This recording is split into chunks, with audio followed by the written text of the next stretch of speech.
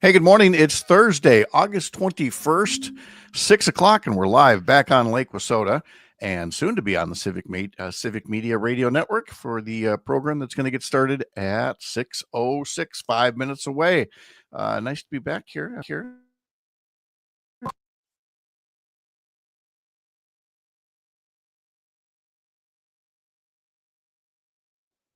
Okay. The computer gave me a mic was muted thing. Are you hearing me all right, Mr. Parker? Now I am. I don't know what happened there. I don't know what happened there either. I got a weird little error message says mic was unplugged. I'm like, no, mic is right here. Oh. Yeah. It's got the right mic selected now. Okay. Well, good. Well, now that you got a little look at things behind the scenes, we'll tell you that we have a special guest coming up at 7:30, Lieutenant Governor candidate Sara Rodriguez, the current Secretary of State, the former state treasurer, now looking to add a third state constitutional role to her resume. We will talk about Governor Evers going on offense against the Republican legislature now that the state Supreme Court has taken his side on how rules and laws get implemented. So we'll have the latest on that. Sean O'Malley will talk about your money in the markets and the way things are panning out, pretty much the way everybody tried to warn voters about last year. There's a wider gap between the super rich and the rest of us, and we are all paying the price for Trump's trade war. Prices continue going up. We'll get Brittany Merlot's forecast. We'll talk to Joe Zepecki, Chad Holmes, and much more. Oh, Todd Allbaugh, too, on this Thursday, live from Lake Wissota here on the Civic Media Radio Network. We will see you in just a little bit. Other than to become governor if the current governor dies, resigns, or is removed from office. At the governor's request, they may serve on a variety of boards, commissions, and committees. Now remember, here in Wisconsin, it's not like the race for president, where the presidential candidate gets to choose who their vice president would be. Instead, the voters choose candidates for governor and candidates for lieutenant governor separately. There will be a partisan primary about a year from now, where voters will choose Democratic nominees for governor and lieutenant governor and Republican nominees for governor and lieutenant governor. However, for now, Godlewski is the only person and only Democrat running for lieutenant governor. For Civic Media News, I'm Savannah Tomei Olson. The Brewers lose in Chicago. Hi, I'm Mike Clemens with Sports Baseball. The Brewers lost 4-3 last night to the Cubs at Wrigley Field. The Miz, Brewers pitcher Jacob Mizorowski, giving up a double to the Cubs' Michael Busch that drove in 3 runs in the third. Manager Pat Murphy. Miz's start, that's not good enough. That's not good enough. He lost his, whatever you want to call it, focus, whatever you want to call it, but that's not good enough. The Cubs have now beat the Brewers 3 games in a row. Christian Yelich had this to say. Who cares? You play the games, right? You're going to win some, you're going to lose some, and you got to compete. You're going to lose. It's how you lose is what matters. The series wrapping up today in Chicago. NFL, it's the Packers and Seattle Seahawks with a joint practice session today in Green Bay before their preseason game Saturday afternoon. Basketball, the Bucks have signed Amir Coffey from the LA Clippers. With sports, I'm Mike Clemens. As Wisconsin is brats on the grill for a tailgate, this is the Civic Media Radio Network. It is going to be partly cloudy today. Our high right around 78 this afternoon. Tonight, partly cloudy. We're going to drop into the upper 50s to low 60s for an overnight low. Tomorrow, lots and lots of sunshine with a high in the upper 70s to low 80s. I'm meteorologist Sean Cable. Currently, it's 59. Shop Furlow Mattress during our Labor Day sale. It's our biggest sale of the season. Get a free box spring with a mattress purchase or upgrade to an adjustable base and save even more. At Furlow, every mattress we make is factory direct and custom made locally for you. And it's backed by our lifetime comfort guarantee. Don't fall for the other guy's mattress gimmicks. Furlow has no middleman, so you'll get the comfort you want and save a whole lot of money. American made, locally crafted. Furlow. Doctors Without Borders is delivering life-saving medical care where it's needed most in communities around the world. From bandaging war-wounded patients in Sudan to providing clean drinking water in Haiti, we're in more than 70 countries worldwide, bringing patients from sick to recovering, from emergency to aid, from crisis to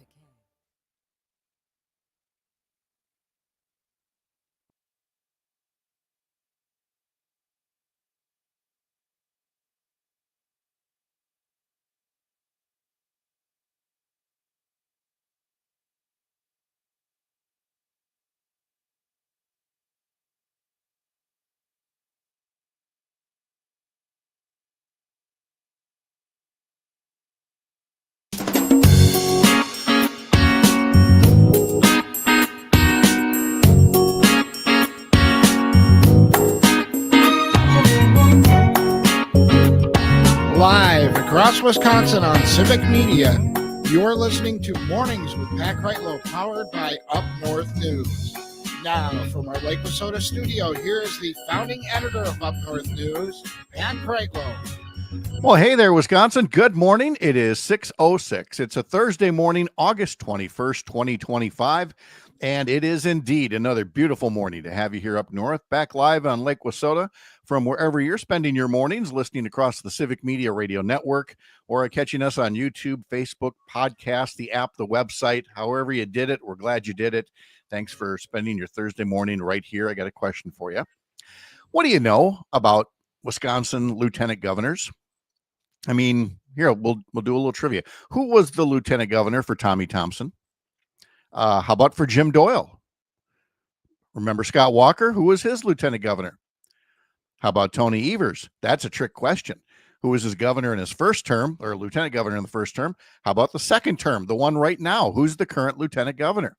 We'll talk all about that in a couple of minutes because we have a candidate for lieutenant governor joining us during our 7 o'clock hour. Sara Godlewski, Wisconsin Secretary of State, former state treasurer, is looking to add a third constitutional office to her resume and serve as lieutenant governor for Wisconsin next year.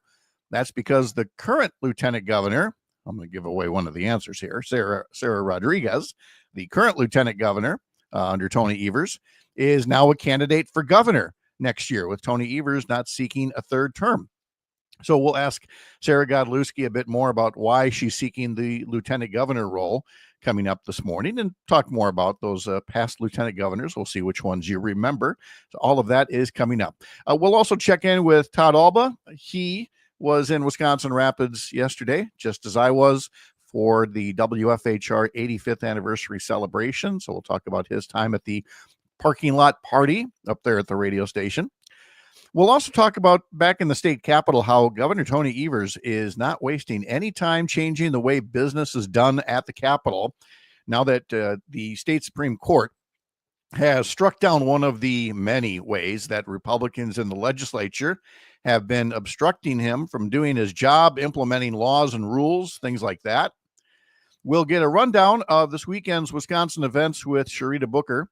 We'll replay our conversation with Dan Shafer about a very liberal U.S. senator coming to western Wisconsin soon to campaign for a congressional candidate already endorsed by so-called blue dog Democrats. And economic data shows the Trump presidency is doing exactly what experts had warned us about. There is a widening gap between the super rich and the rest of us. Trump's trade war has weakened the U.S. dollar. Consumers are paying the price with higher prices on store shelves, not lower, as Trump had promised. We'll talk about all that with Sean O'Malley about your money in the markets. We'll talk to Joe Zepecki, Chad Holmes as well, Brittany Merlot's forecast too. In fact, Ms. Merlot has given us a state forecast for today that says that summer sun will stay bright this week. A completely different air mass will take over for the weekend. It will be bringing in breezy fall-like temps, then maybe sparking up some rain before it arrives. Her state forecast for today is short and sweet. Partly sunny and pleasant. Highs 75 to 80. A southeast wind at 5 to 10. Then for tonight, increasing clouds. Lows in the upper 50s to low 60s. And a light south wind. That's the state forecast. She'll tell us much more about that just under an hour from now. Along the way, of course, we'd love to have your comments and your feedback. Several different ways to do that. The Civic Media app would be the best way, because that way we see it directly here as you text things to us. Pull up one of the radio stations on the Civic Media app, use the text feature or the voice note feature, and record a little message to us, or head over to the YouTube or Facebook pages and put something in that way as well. Or you can email us, radio@upnorthnewswi.com. Again, upnorthnewswi.com is the home for Up North News, a separate entity from Civic Media. It's just about 6:11. Let's check in with Parker Olson, who produces this fine little program down in Madison Studio A2. Mr. Olson, how are you? Doing pretty good, Pat. I'm having a good time. My God, your voice got so high there. You must really be in a good mood today. It's doing really good. Yeah, no, that's great. It's good. Fine. Yeah. Be careful there. These are new headphones. We don't want to hurt these things. That's all right.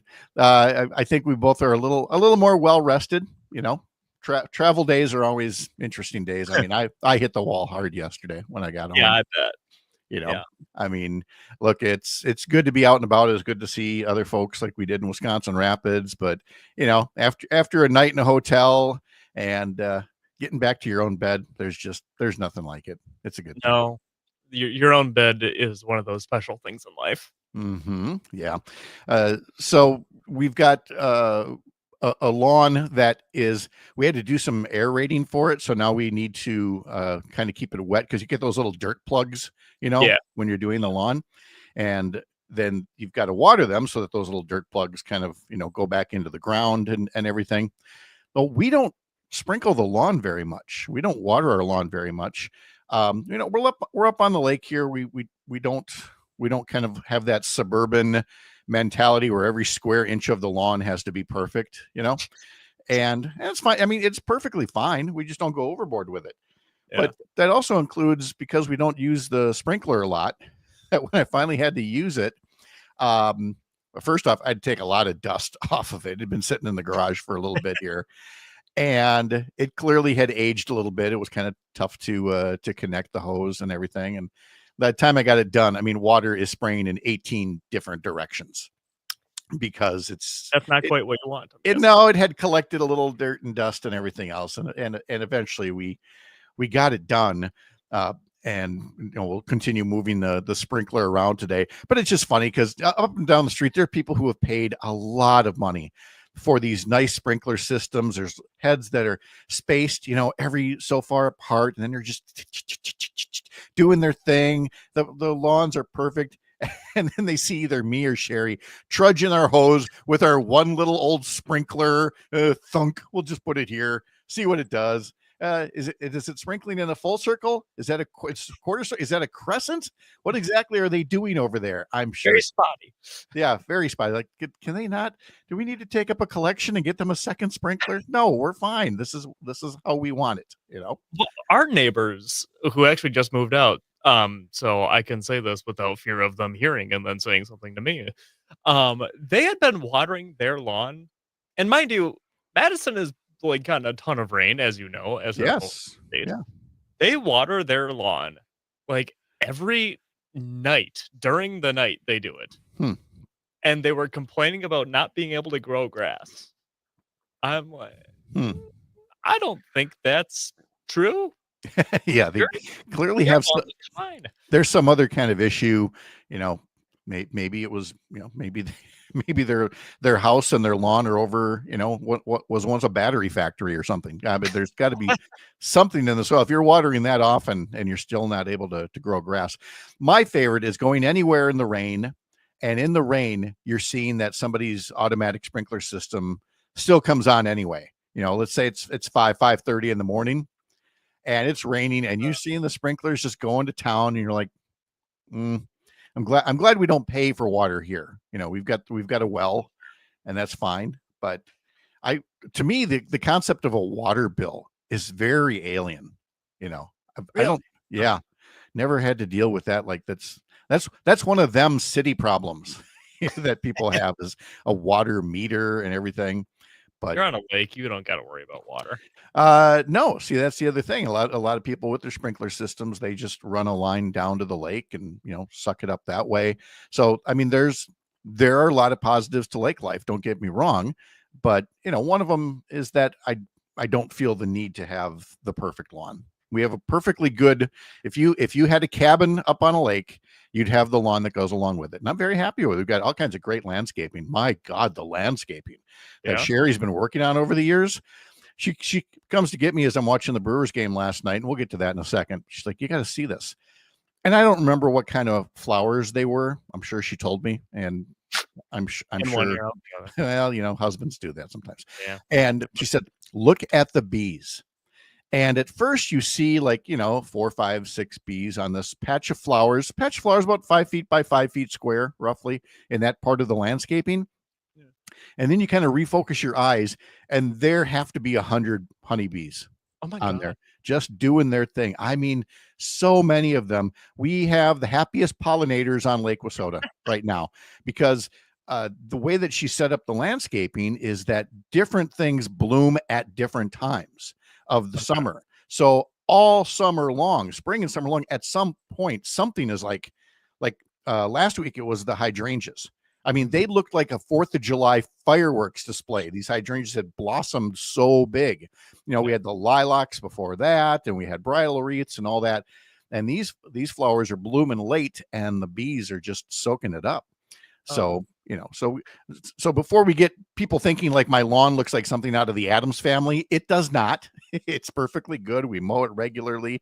It is a perfectly fine lawn. It's just that the landscaping and the flowers that Sherry has added is what really sets it apart. So Sherry's doing the heavy lifting between the two of you, is what I'm hearing.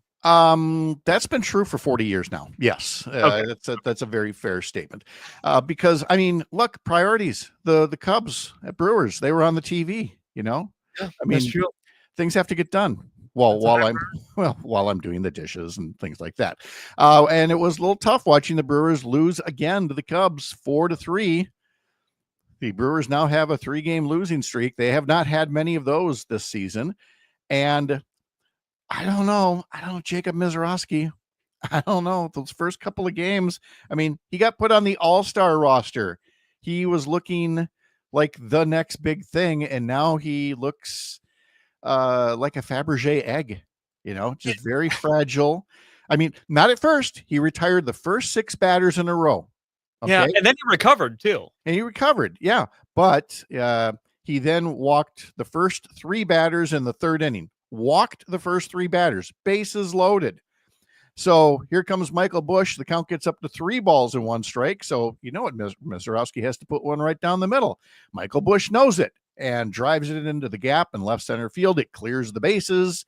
The Cubs go up 3-1, and the Brewers try to come back, but ultimately fall short by a score of 4-3. Colin Ray, the former Brewer, gave up only 3 hits to the Brewer hitters through 6 innings. So now the Cubs have improved to 7-5 against the Brewers, so that even if the Brewers win this afternoon, the Cubs will still have the season series tiebreaker. But as for that game this afternoon, finally, the 5th and final game in 4 days at Wrigley Field. The pregame coverage will begin at 12:45 this afternoon on several civic media stations around Wisconsin. And then there's no rest. There's no day off. It's right back up to American Family Field for a series against the San Francisco Giants starting tomorrow evening and through the weekend. San Francisco for 3 games.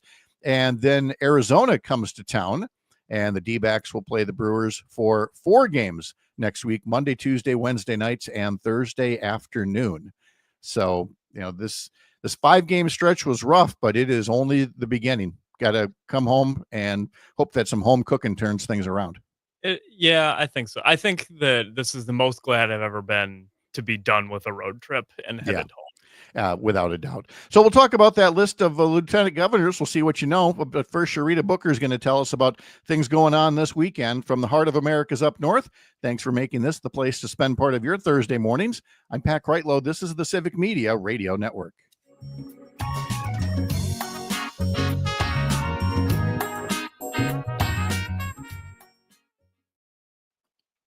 Okay, so you saw that the Cherita tape is self-contained. Yes, I did. Because we Thank you. We ran long. I looked at the clock and I'm like, oh, I can can this one. But Dan will be live in, live out. Okay. All right. Yeah. So Dan live in. I'm going to do that lieutenant governor list either before or after. And then we got Dan's tape. All right. Yeah. Cool. Yeah, that's what I said. Cool. I know Luke Mathers is thinking right now, cool beans, hot rod. What? There's have you seen the movie Hot Rod? No. I hadn't either. Did he make you see it or something? Or? He made me watch this clip of it. Okay. Because I said cool beans to him, and they say cool beans in the movie, and they make like a 2-minute edit out of it. and it's not. It's actually part of the movie. It looks like like a remix that a fan made, but it's actually part of the movie. That sounds dreadful. It's kind of funny. I was going to say, is it funnier than it sounds? It is, yeah. Is it funnier than you sold it as? Okay, sure. It had me giggling. Okay. Hey, look, Tony must not have been mad about us being on late because Tony's not even on. I was gonna say Tony's not part of today's secret show. Oh no. Well, you know, when you're a family man. Secret show without Tony. I know. And wait a minute. No Alicia either. Wait a minute. No Cassandra. No. What? No Roger. What is happening? Are we here? This is. Oh, wait, no. Roger's here. Oh yeah, Roger is here. Yes, that's right. Go back up here. Yes, Phew. Sister Jean. Okay. 106. Wow. I don't want to live that long. All right, 15 seconds. Here we go.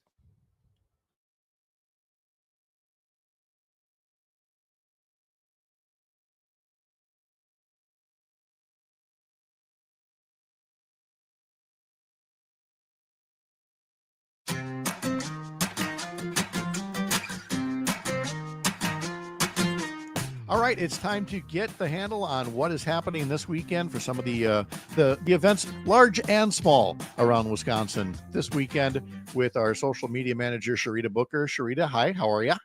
Good, Pat. How are you? I'm good, thanks. Getting ready for the weekend here, and we're going to start like happens a lot because the Summerfest grounds, the festival grounds in Milwaukee, they have so many different festivals throughout the course of every summer. And this weekend, it's Mexican Fiesta.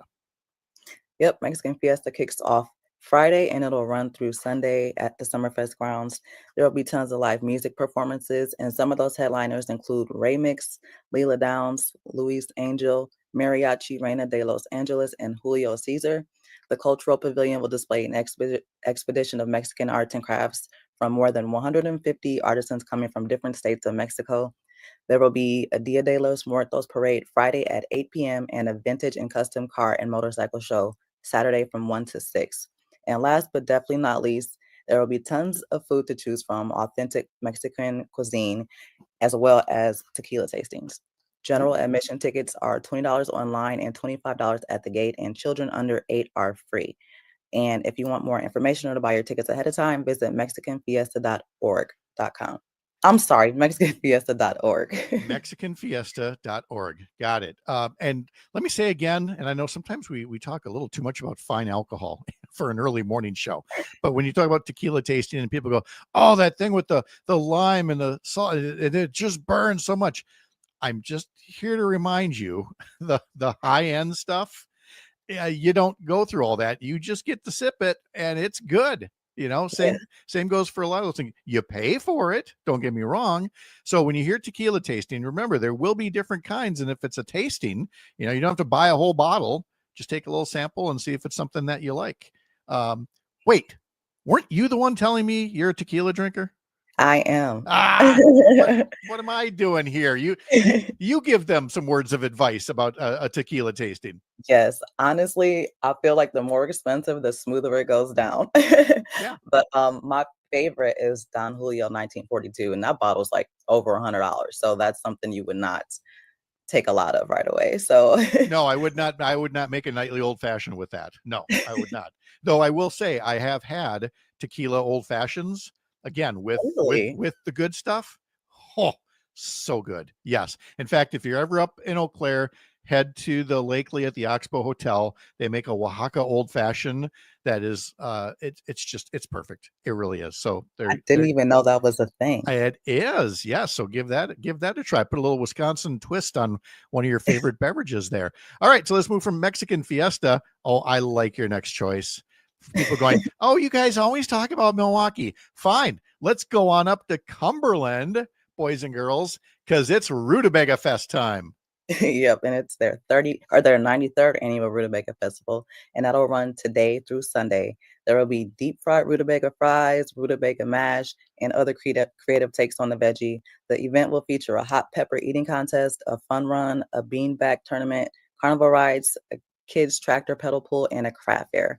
There will also be live music with performances by Maiden Dixies, which is tonight, Wicked Garden on Friday, and Tandy Blue on Saturday, as well as Rafe Carlson. And if you're wondering why rutabaga, like me, here's a little history on that. Cumberland earned the nickname Rutabaga Capital of the World because in the early and mid 1900s, its sandy soil and cool climate made it ideal for rutabaga farming.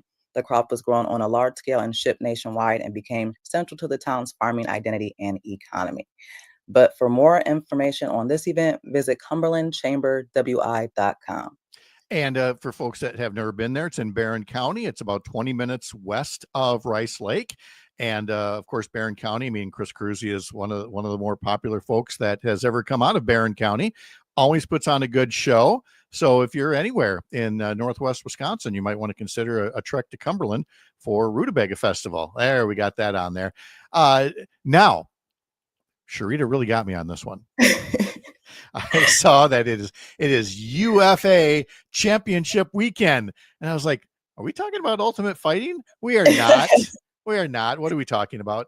Ultimate Frisbee. Ultimate Frisbee time. Of course. Tell us more. So that's kicking off in Madison Friday and Saturday. There will be 2 semifinal games featuring the 4 UFA division championships that include Atlanta Hustle, Boston Glory, Minnesota Wind Chill, and Salt Lake Shred. Saturday morning will start with 2 youth clinics, followed by History in the Making, which is the very first all-star game between the Western Ultimate League and the Premier Ultimate League, which is the top women's and non-binary professional leagues in the world. The weekend will wrap up Saturday night with the 2025 UFA Championship game, as well as the Pabst Light post-game party. Single day tickets start at $15 and weekend passes start at $25. So for more information or to grab your tickets, visit watchufa.com. All right, here's what I got off their website. Ultimate Frisbee is on a field 80 yards long. The end zones are 20 yards long. Ultimate Frisbee is 7 players to a side. You score much like football or rugby to get the Frisbee in the other team's end zone. Unlike football and rugby, you can't run with your Frisbee. So it's a lot of this back and forth without it being, intercepted, basically. I think I would have really enjoyed this as a younger person. Me too. Like, I'll play Frisbee with my kids, but obviously it's not that serious for us. List of other fairs to tell you about. The Central Wisconsin State Fair, of course, is going on in Marshfield through Sunday. The Manitowoc County Fair, the Wapaka County Fair. Now those ones started yesterday. Today, the Adams County Fair, the Burnett County Fair, Marinette County, Oconto County, and Price County. Those county fairs all start today. The Florence County State Fair, little tiny Florence County, way up north, their county fair begins tomorrow. And from over at travelwisconsin.com, we learned there are things like the Blanchardville Cruise In today, the Medford Park Fest, Mason Concert in the Corn, that's way up on your way to Ashland, Loyal Corn Fest, we've talked about that in Clark County, and Tigerton Lumberjack Days, which Rob has mentioned several times, and in Platteville, the Chalk and Cheese Festival coming up on Saturday. So with all of this, you got no excuse to park yourself on the couch this weekend. Cherita Booker, thanks as always for getting our weekend started with this list of events. Hope you have a great day. You too, Pat. We'll be back right after this. You're Up North.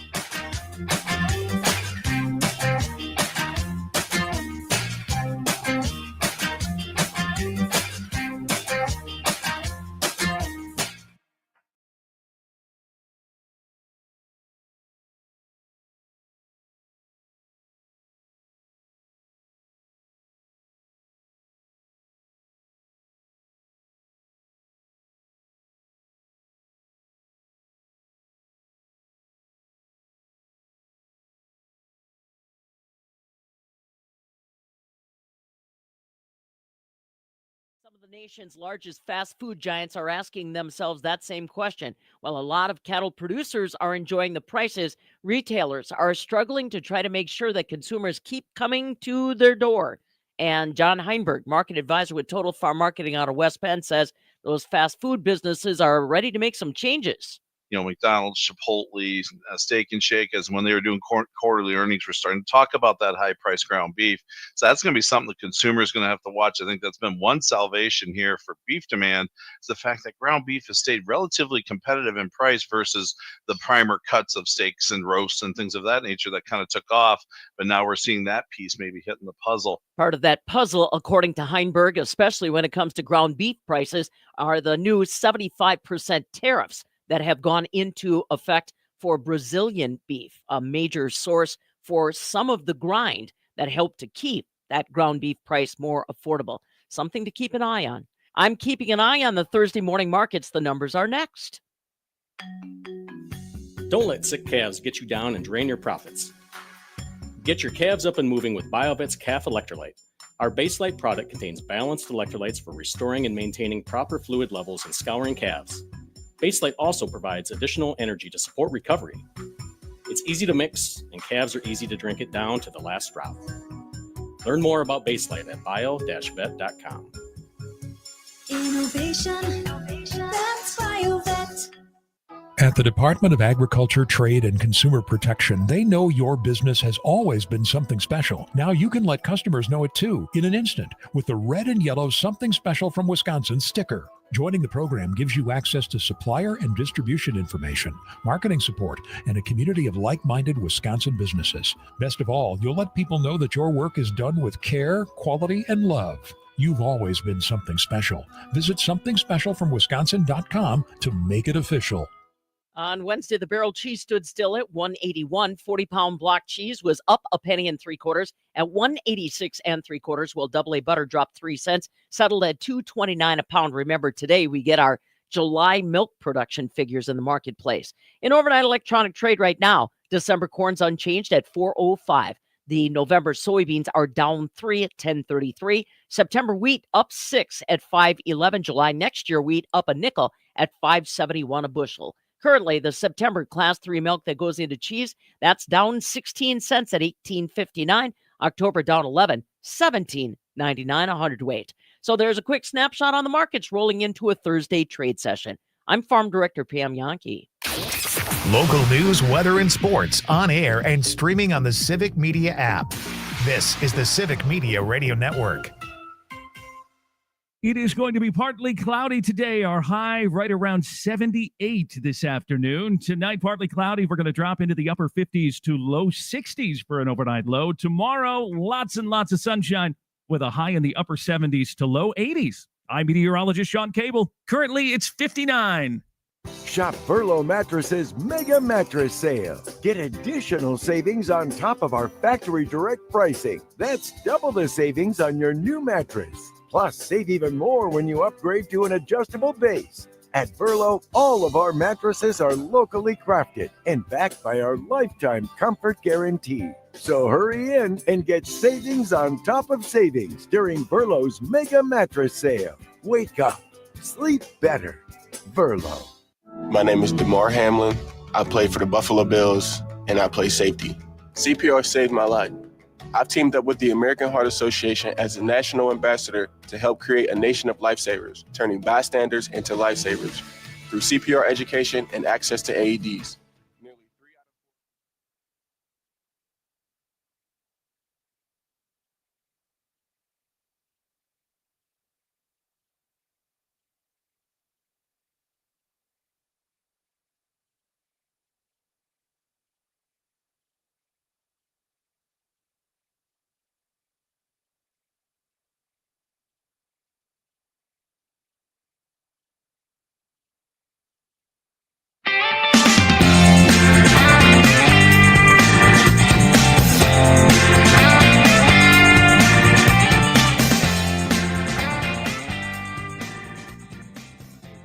Dan Shafer from the Recombobulation area, who is working on a new column. And I like how you describe the column because it really describes the political feel right now. How do you describe the column?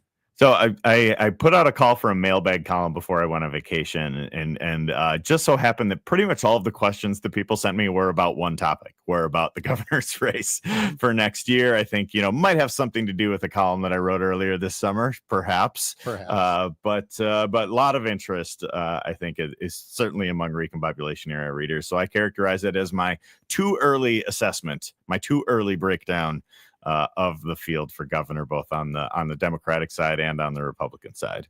Because it is. I mean, by our own admission, it's way too early for this. But we also know, as we learned from the presidential race last year, it's possible for these things to start too late. So, you'd almost rather be in a place, especially if you're Sara Rodriguez, this is a good place to be right now. I mean, David Crawley, the Milwaukee County executive, has talked about jumping in, but he hasn't yet. Senator Kelda Royce has talked about jumping in, but she hasn't officially yet. No other Republicans have jumped in than the two who are relative unknowns across, most of the state of Wisconsin. So, if you're happy if you're Sara Rodriguez, lieutenant governor, I think you're moderately happy if you're Tom Tiffany, because, again, I don't think he actually wants to run for governor, but maybe is now feeling the pressure given the public opinion polling, which, by the way, I think is just based on name ID, not any kind of love for the guy. Yeah, I think it certainly seems like he's running, right? Like I was out of town for much of it, but I saw some of the social media stuff that he was doing at Wisconsin State Fair and all of that. And like, that's the type of thing you're going to do if you're running as a statewide candidate. It seems like he's probably headed in that direction. And I think the main thing on the Republican side is a Trump endorsement. Like there was this poll that the Daily Caller put out that showed Tiffany at the top of the field with like 40% to like, somewhere between 10 and 15% for Berrien and Showman. And then they said if Tiffany were to get a Trump endorsement, it was something like 60% of the Republican voters would back Tiffany. So I think the whole thing on the right for their gubernatorial primary is a Trump endorsement. That's the whole ball game.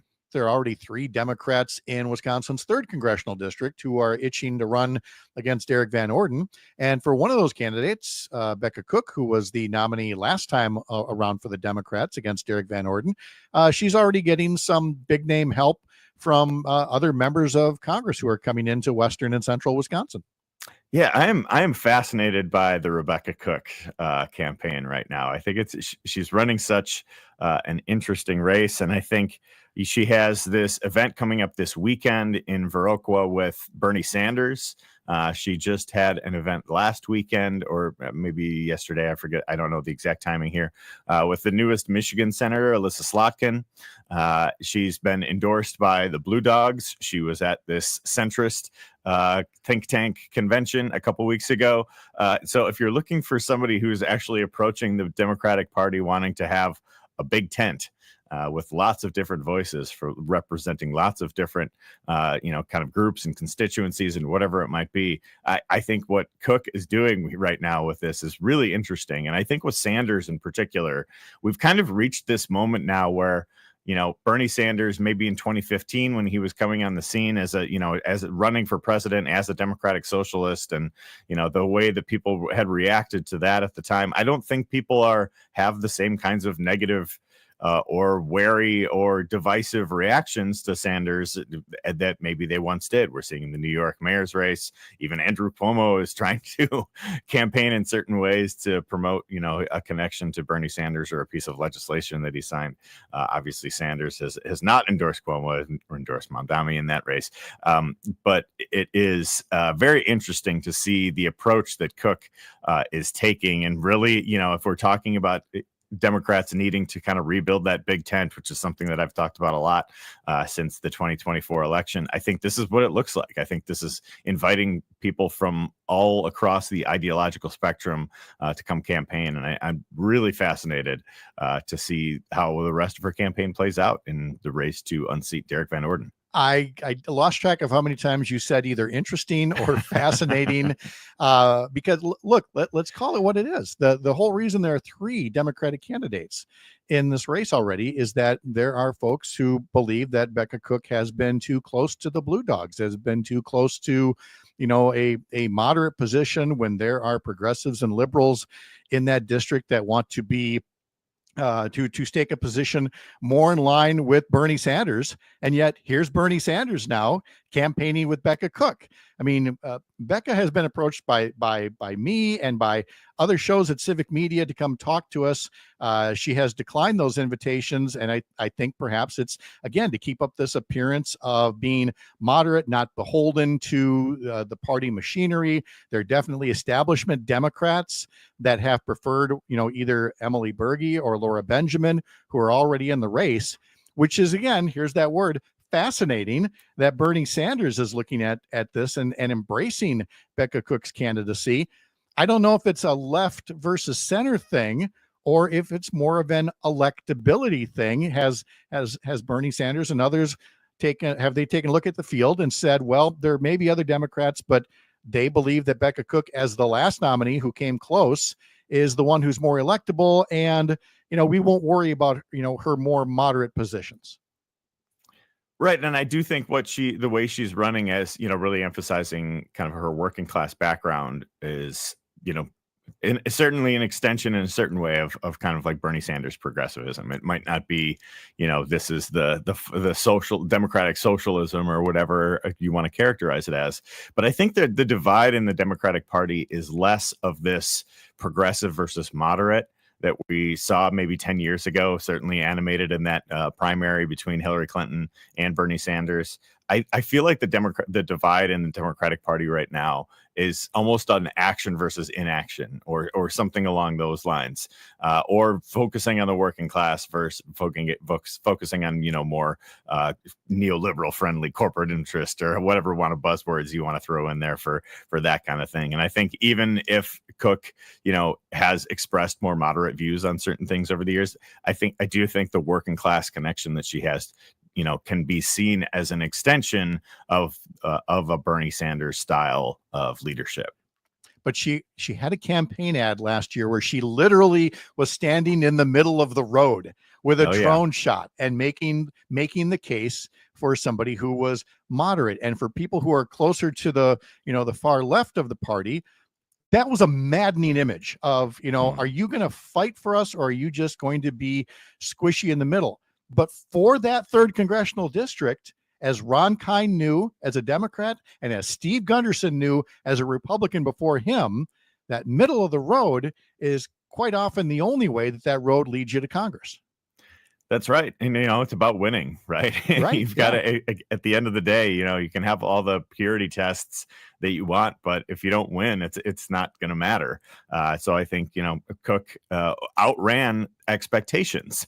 I mean, we have to consider that piece of it as well. The fact that she outran, not only Kamala Harris, but Tammy Baldwin, who did pretty well for a Democrat in Western Wisconsin in that 3rd congressional district, and for Cook to have better numbers than each of them. I think part of that is, because Derek Van Orden is a weak candidate, but I think also it has something to do with the campaign that Cook is running. And I think what she's doing right now, I'm going to say it again, it's very fascinating.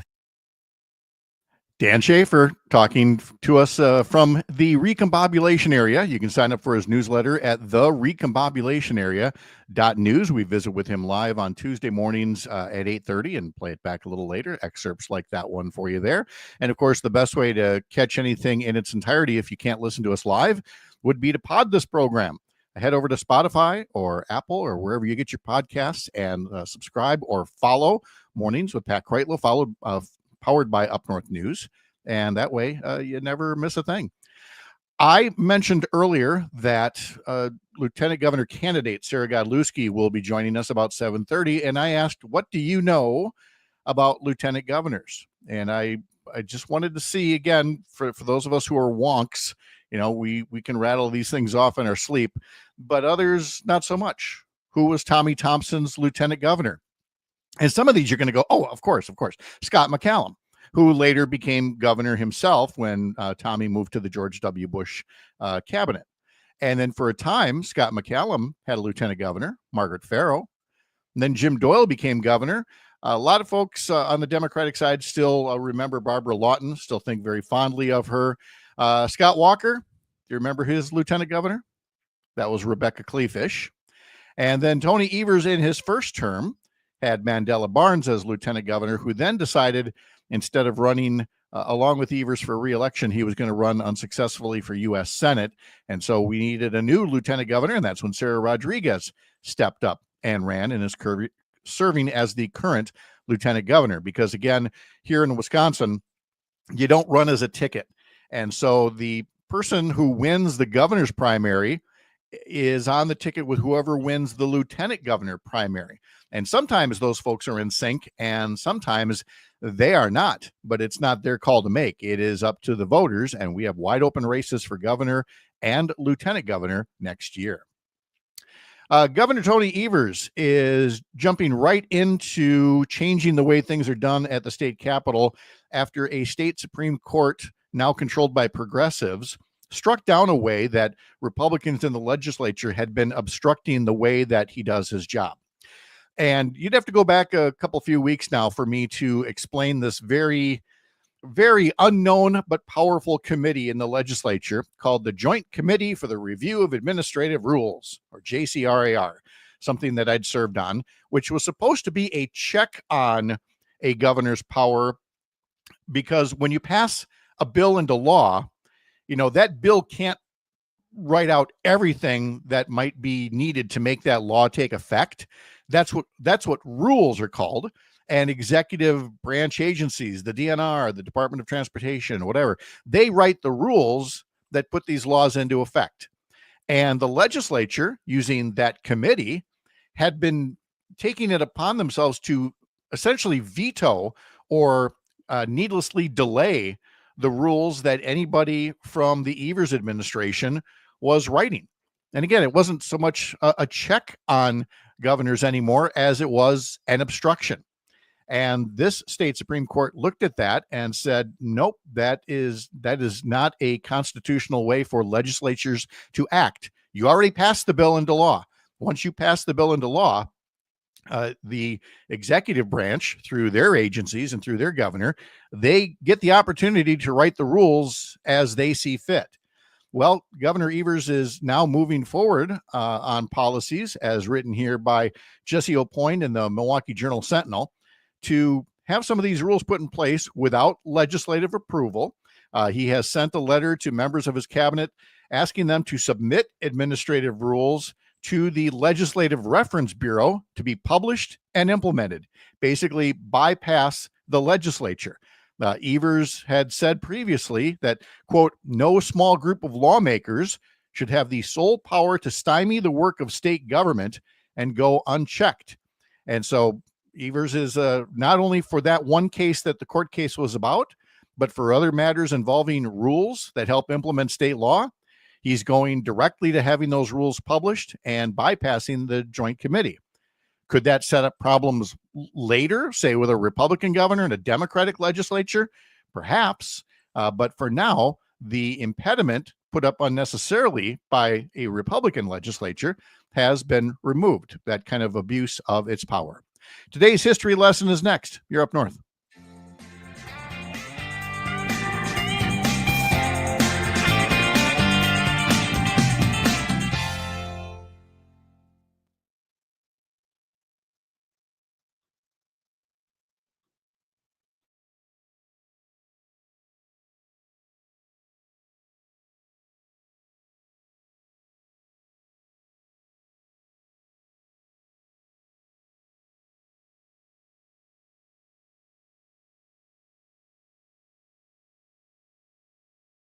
Center.com and take a free hearing test online. They helped John Peterson, they helped me, and they can help you too. Call them at 608-249-4077. Don't let hearing loss frustrate you anymore. Go to MadisonHearingAidCenter.com.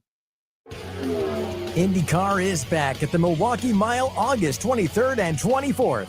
The Snap-on Milwaukee Mile 250 weekend features a high-stakes NTT IndyCar Series race, and the free fan zone will be buzzing with energy all weekend long. Don't miss out on the non-stop action. Get your tickets now for an electrifying IndyCar weekend at the Snap-on Milwaukee Mile 250, August 23rd and 24th at Wisconsin State Fair Park.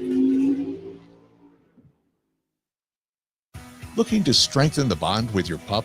Dane County Humane Society offers a variety of dog training classes led by certified trainers. Classes are designed to help you and your furry friend learn new skills, improve behavior, and deepen your connection. Whether your dog is a curious puppy, an independent teenager, or a lifelong learner, DCHS has the tools and expertise to help you set the stage for a successful year ahead.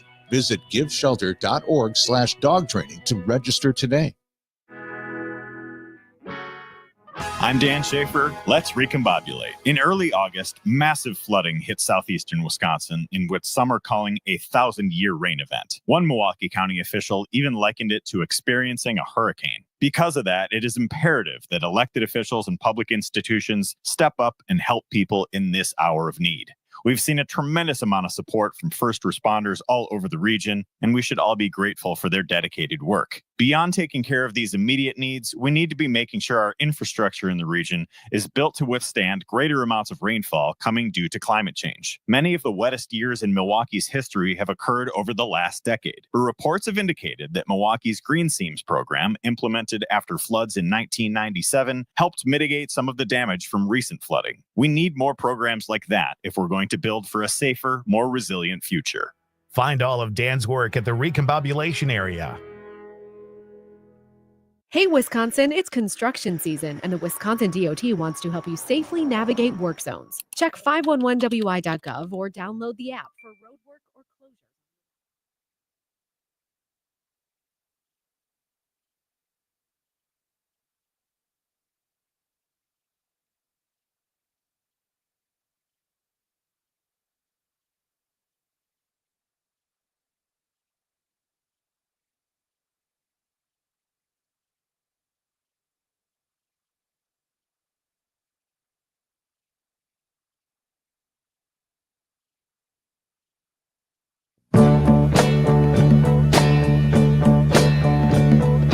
Think of your fellow man, lend him a helping hand, put a little love in your heart. That is Jackie DeShannon, who is 84 years old today, singer, songwriter. As a singer, she had that, Put a Little Love in Your Heart. She had What the World Needs Now is Love, Sweet Love.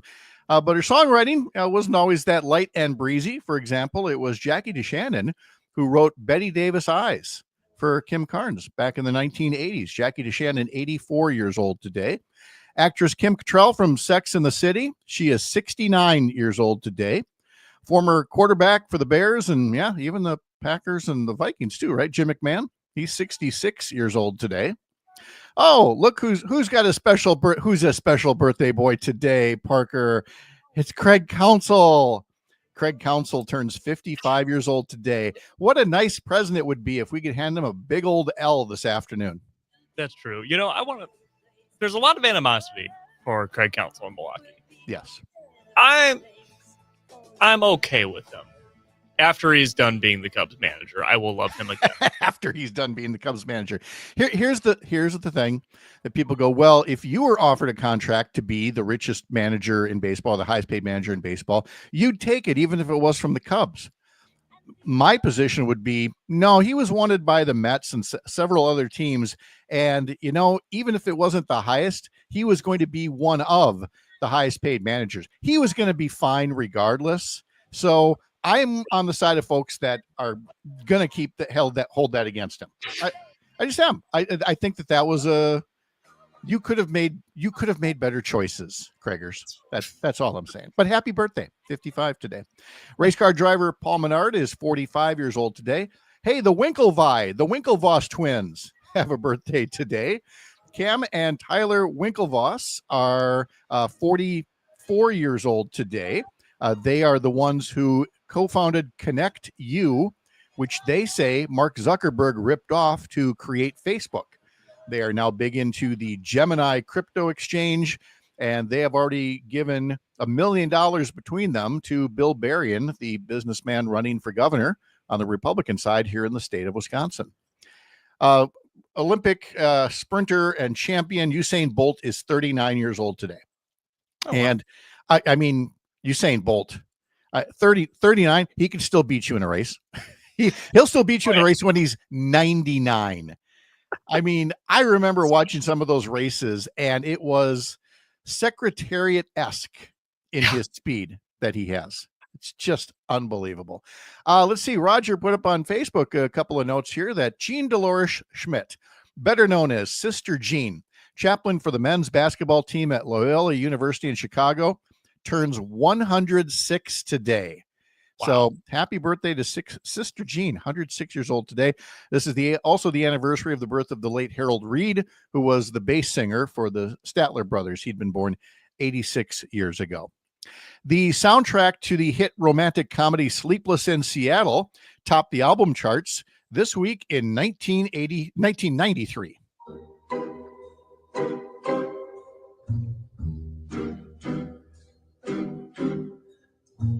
It's so important to make someone happy. Make just one someone happy. I will always claim that every man has one rom-com that, as much as we make fun of the genre, that it's your go-to rom-com. For me, it's Sleepless in Seattle. Tom Hanks, Meg Ryan, but especially this soundtrack. I mean, come on, it's got Jimmy Durante on it here. What more could you want?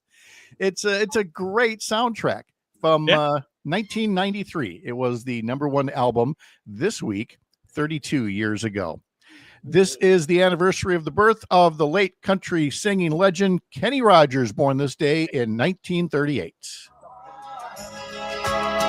That talks you into staying where you are. Love will turn you around, turn you around. On this day in 1959, President Eisenhower signed the executive order that made Hawaii the 50th state in the Union. The late sportscasting legend Jack Buck was born on this day in 1924. Now, most folks remember him for his 1988 World Series call of Kirk Gibson hitting a home run. And he yells, "I don't believe what I just saw." But, of course, anybody close to Minnesota Twins territory remembers Kirby Puckett's home run closing out Game 6.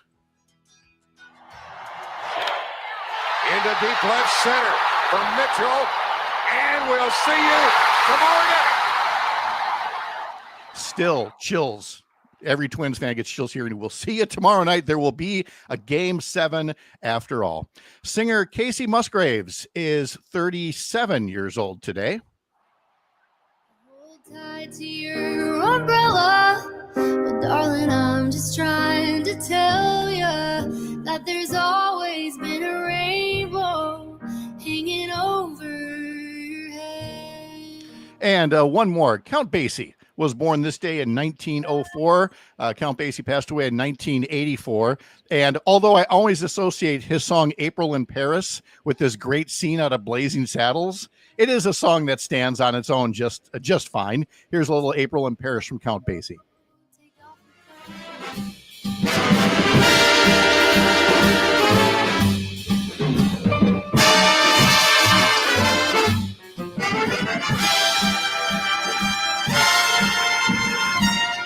I'm digging this. Isn't it great? I just love this one.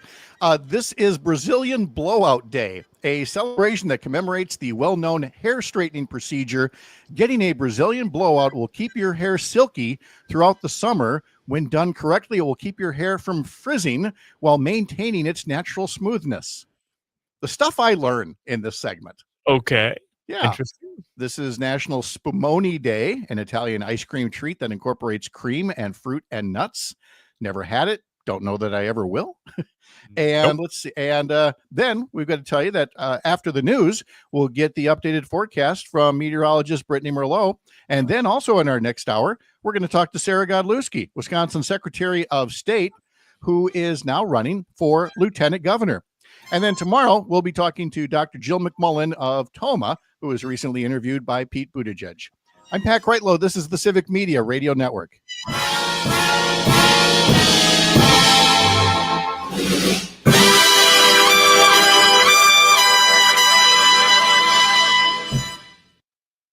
Nicely done. Very nice. Thank you very much. Thank you. If we went back to all licensed music, that would be our new sign off.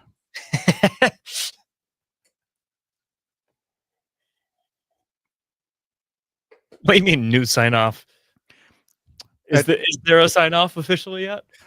Starting Monday, there will be. Okay. Starting Monday, we'll have a new official sign off where everybody signs off together. It'll be great. Allegedly. So we'll see. Maybe. Fingers crossed. For Lieutenant Governor of Wisconsin. To me, this has always come down to one thing, which is how I can make the biggest difference in Wisconsin. It's what keeps me going. And it's why I'm proud to announce that today I am running for Lieutenant Governor of Wisconsin. Godlewski is currently Wisconsin's Secretary of State. She was appointed to the position 2 years ago and is serving out the remainder of a term until 2027. She briefly ran for Congress in 2022, and before that, she was the state treasurer under Governor Tony Evers in his first term. Her speech focused heavily on the middle class. As I travel across the state, I keep hearing how people are just fed up. They're fed up that workers who are critical to our community, like EMT workers and nurses and teachers, can't even afford a home in the communities that they serve. Well, they're watching these billionaires get tax write-offs for their second and third vacation home. The state lieutenant governor has few required duties other than to become governor if the current governor dies, resigns, or is removed from office. At the governor's request, they may serve on a variety of boards, commissions, and committees. Now remember, here in Wisconsin, it's not like the race for president, where the presidential candidate gets to choose who their vice president would be. Instead, the voters choose candidates for governor and candidates for lieutenant governor separately. There will be a partisan primary about a year from now, where voters will choose Democratic nominees for governor and lieutenant governor and Republican nominees for governor and lieutenant governor. However, for now, Godlewski is the only person and only Democrat running for lieutenant governor. For Civic Media News, I'm Savannah Tomei-Olson. It's the Cubs and the Crew. Hi, I'm Mike Clemens with Sports Baseball. Game 5 of the Brewers and Cubs wrapping up their series in Chicago today. Milwaukee losing last night again, this time 4-3 to the Cubs. The Brewers losing 3 in a row. After a 14-game winning streak, Pat Murphy on what he said to the team. Told them how proud I am of them because there's sometimes things don't go your way. And the wind's blowing sometimes. You can't try to, fight it and you break the branches. You know what I mean? If you try to fight it, and they let the branches blow and they come back and we'll reset. We didn't get the outcome we wanted, but we showed tremendous heart and tremendous relentlessness. NFL, the Packers and the Seattle Seahawks in their final preseason game this Saturday at Lambeau Field. Kickoff at 3 p.m. Today, the two teams holding a joint practice session in Green Bay. In golf, Sam Weatherhead from Hartford, Wisconsin, finishing 10 under par to win the State Open Championship at Black Wolf Run in Kohler. With Sports, I'm Mike Clemens. Reach, engage, grow with Civic Media. Log on civicmedia.us/advertise. It is going to be partly cloudy today. Our high right around 78 this afternoon. Tonight, partly cloudy. We're going to drop into the upper 50s to low 60s for an overnight low. Tomorrow, lots and lots of sunshine with a high in the upper 70s to low 80s. I'm meteorologist Sean Cable. Currently, it is 60. Hi, my name is Chuck Collins. I'm the great-grandson of the meatpacker Oscar Mayer. I gave away my inheritance in my 20s and spent the next few decades studying inequality in America. We're more unequal today than we have been in our country's history. Why? Well, a lot of it has to do with the federal tax code. Did you know if you make $100,000 working and a billionaire makes $100,000 selling stock, you will pay $9,000 more in taxes than the billionaire because of the tax code? Did you know that if you own a modest house in Richland Center and a billionaire owns 2 yachts, 3 planes, 4 Picassos, 8 racehorses, and $900 million of stock, you will pay more in wealth taxes than the billionaire because of the tax code? I think that's a bunch of baloney. I'm Chuck Collins. I'm a patriotic millionaire, and I approve this message. Todd Allbaugh. Hey, everybody. After being on the road in Rapids, we're back at the home station in Madison with Dan Shafer, Civic Media political editor and founder of the Recombobulation Area. Join us to recombobulate. The Todd Allbaugh Show, weekdays 2 to 4. Welcome to Madison's Real News and Great Conversation, 92.7 WMDX. The possibility of lung cancer. How's Brittany today? Pretty good. How are you? Pretty good. Okay. Well, I'll work on it. Let's see. A little tired from yesterday, driving to WFHR and back, but Oh, you did go. All yeah, right. late. Yeah. Oh, okay. All right. Sounds good. All right. 30 seconds.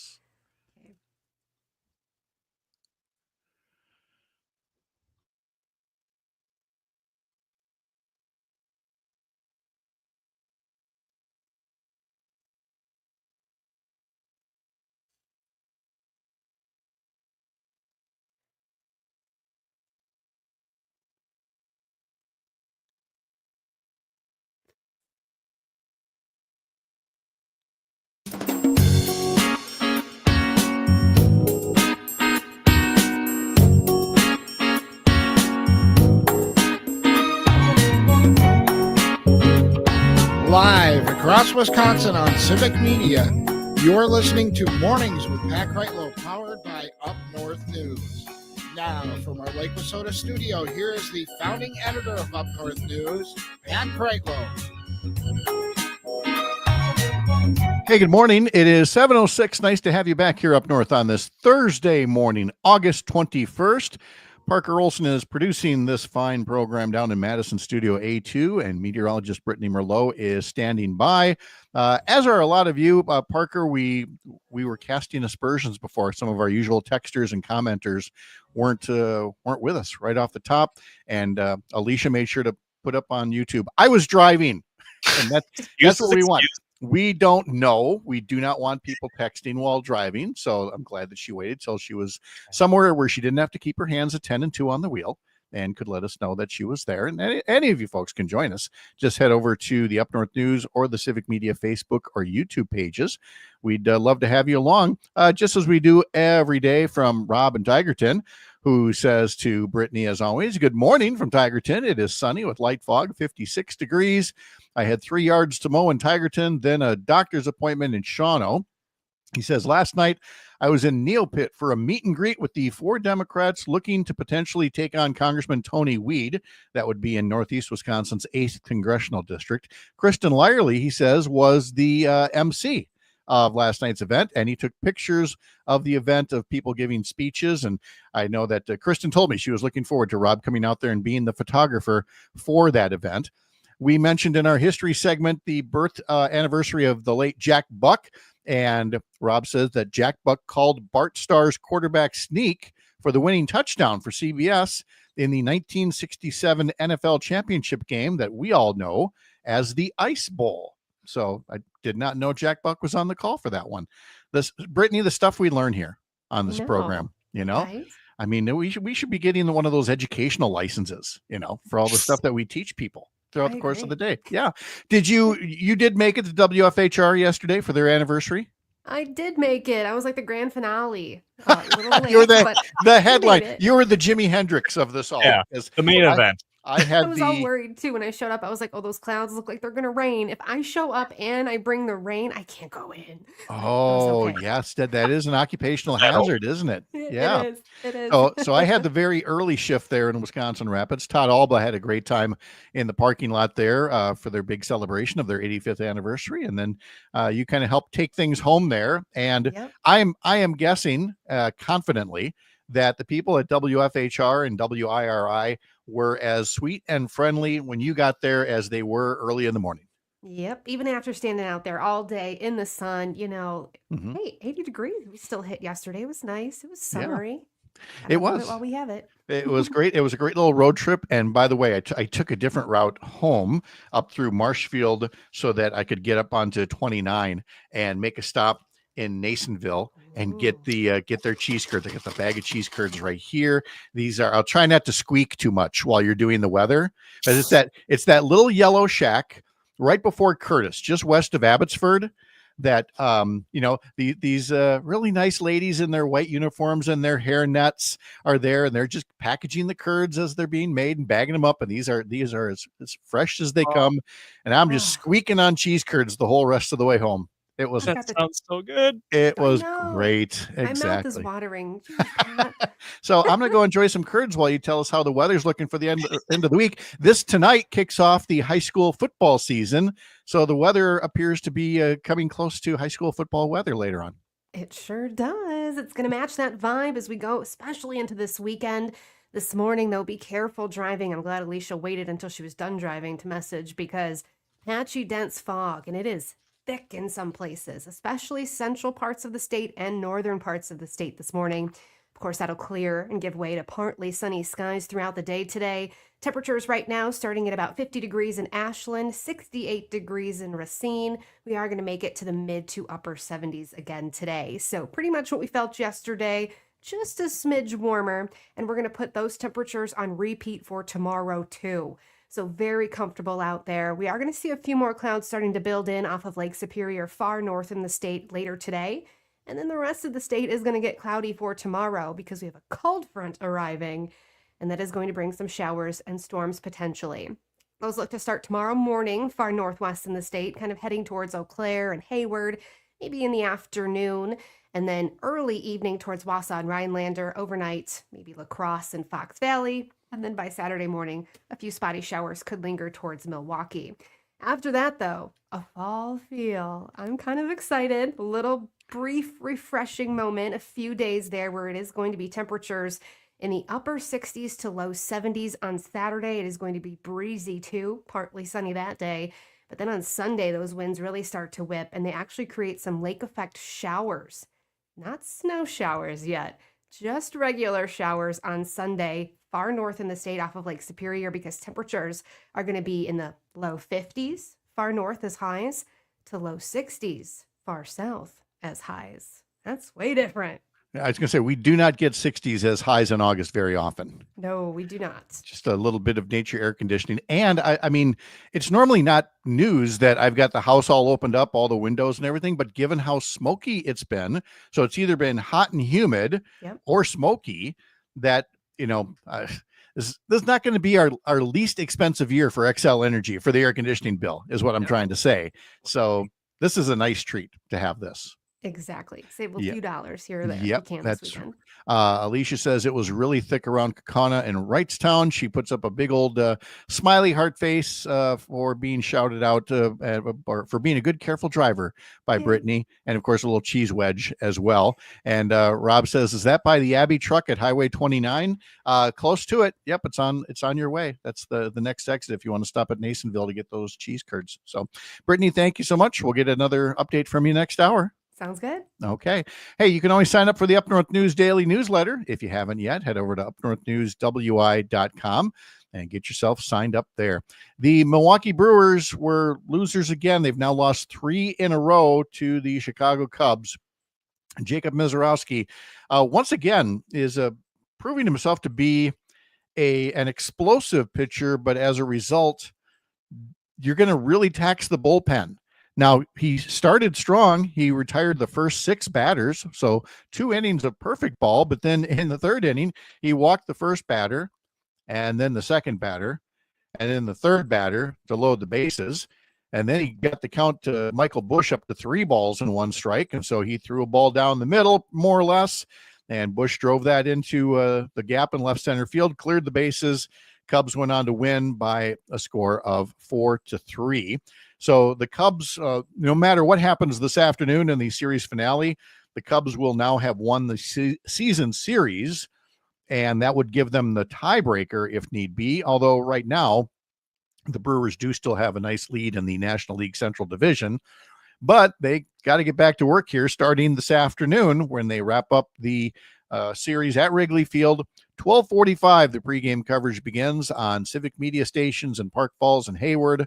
We're seeing Kenosha, Richland Center, and Oshkosh. Head over to the Civic Media Radio Network page, civicmedia.us, to learn more. So we were in Wisconsin Rapids yesterday. We were right across from the Wisconsin Rapids DMV, the state office building there. And Parker, if there's one thing that we, kind of take for granted, it's that state office buildings and a lot of buildings similar to that in the public sector, they're not flashy. Oh God, no. They are basic, to put it kindly.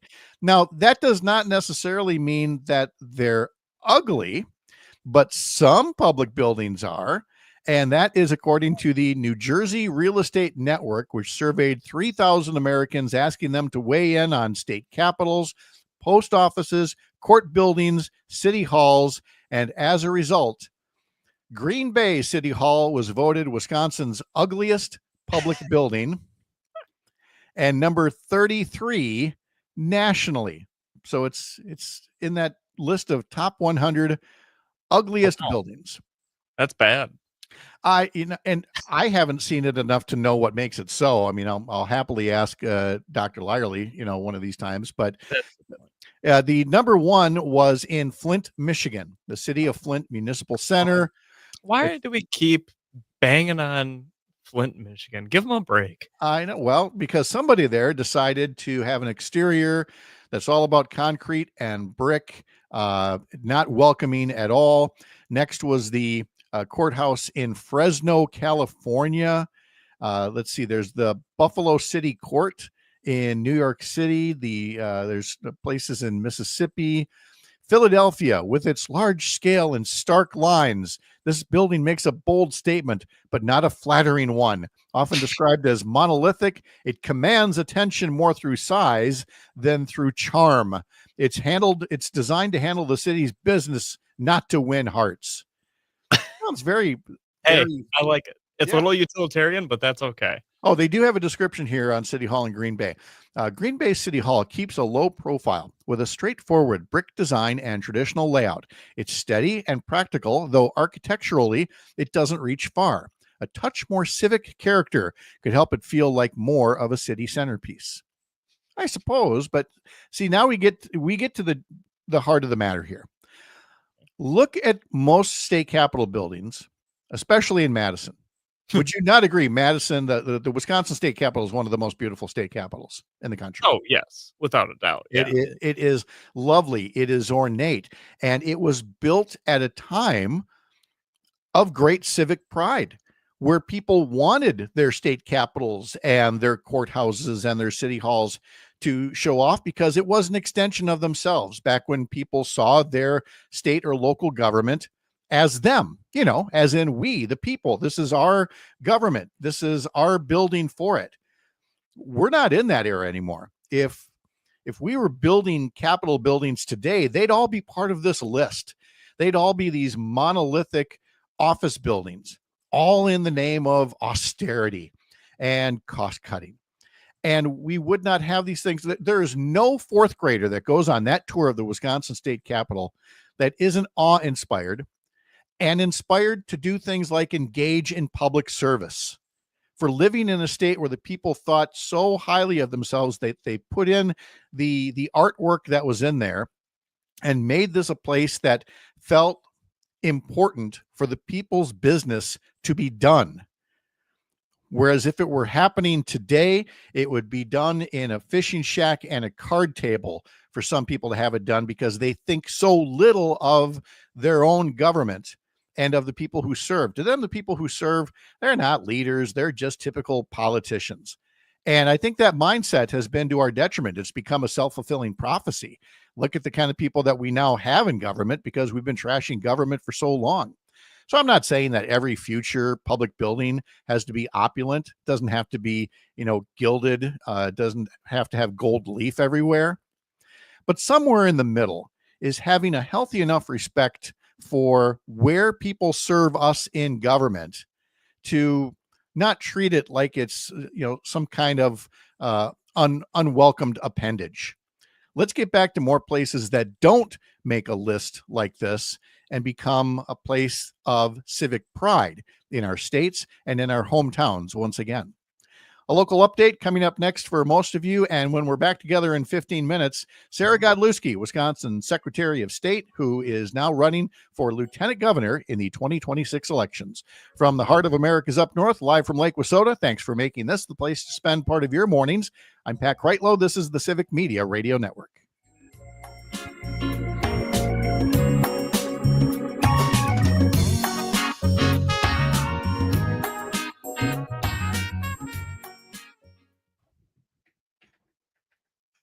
the Buffalo City Court building is by far the ugliest building I've ever seen. Well, now I got to go look. It is concrete. Okay, there's Flint. There's Fresno. Yeah, that's generic. Oh, Buffalo. Oh, yeah. And it's a tower too. Yeah. Like if you look it up, it's so tall. Well, there's a place right by you though. The old Wisconsin Bell building is just this tower of concrete. But at the time, that was because it just held nothing but all the phone switching equipment. And, there were no offices in this thing, so there was no need for windows. But this is the Buffalo City Hall and Courthouse, and there's no windows. It's just a concrete tower. That is some ugly stuff right there, kids. That is bad. Ooh. That one, Philadelphia, that's not that bad. It's just a big old glass office tower. That's fine. Okay. Yeah, Phil, I thought that one was okay. Yeah. Mm-hmm. I wish there were links to the rest of these. Yeah.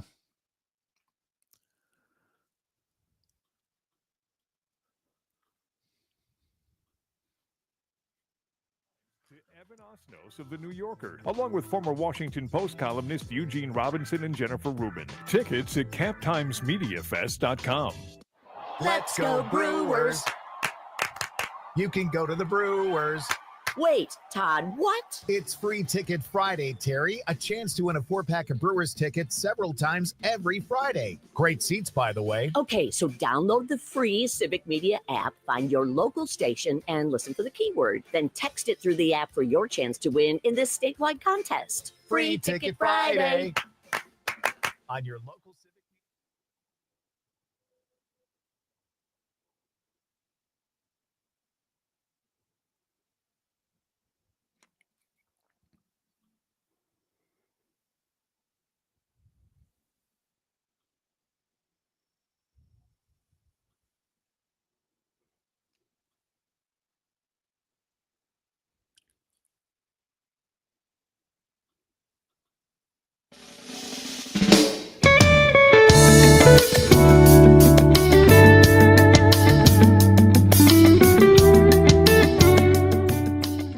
Matt and Air on Air follows this program from 9 to 11 across the Civic Media Radio Network. And coming up today, former U.S. Attorney Jim Santel at 9:35. At 10:05, they'll be talking to Kate Riley, President and CEO of America's Public Television Stations, about the closure of the Corporation for Public Broadcasting in order to pay for tax cuts for billionaires and millionaires. And at 10:35, Jane and Greg will be talking to J.R. Ratcliffe from the Milwaukee Journal-Sentinel. Then on the Maggie Dawn Show later today, there will be a conversation after 5 o'clock with Officer Dan Hodges, Washington, D.C. Metro Police officer who was among the many officers injured in the attack on the U.S. Capitol on January 6, 2021. An attack by a mob of domestic terrorists, all of whom have been pardoned by President Donald Trump and no longer are paying the consequences for trying to overturn an election and trying to overturn our government. Dan Hodges on with Maggie Dawn at 5 o'clock this evening. Remember, if you can't stick around for those shows, and people go, well, why are you talking about these things? They're hours away.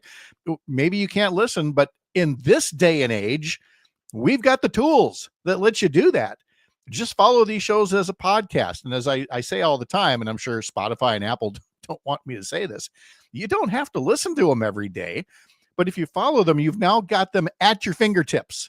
And that way it's easy to look up a show, look up an episode, and listen back to something that you heard there. So again, head over to Spotify and follow us that way, or Apple, or wherever you get your podcasts. Let's see, on the text line here from Jim in Brookfield, I was listening earlier. I really hope Governor Evers pushes through all of the policies that were held up by legislative committees. Thank you, Jim, for the comment.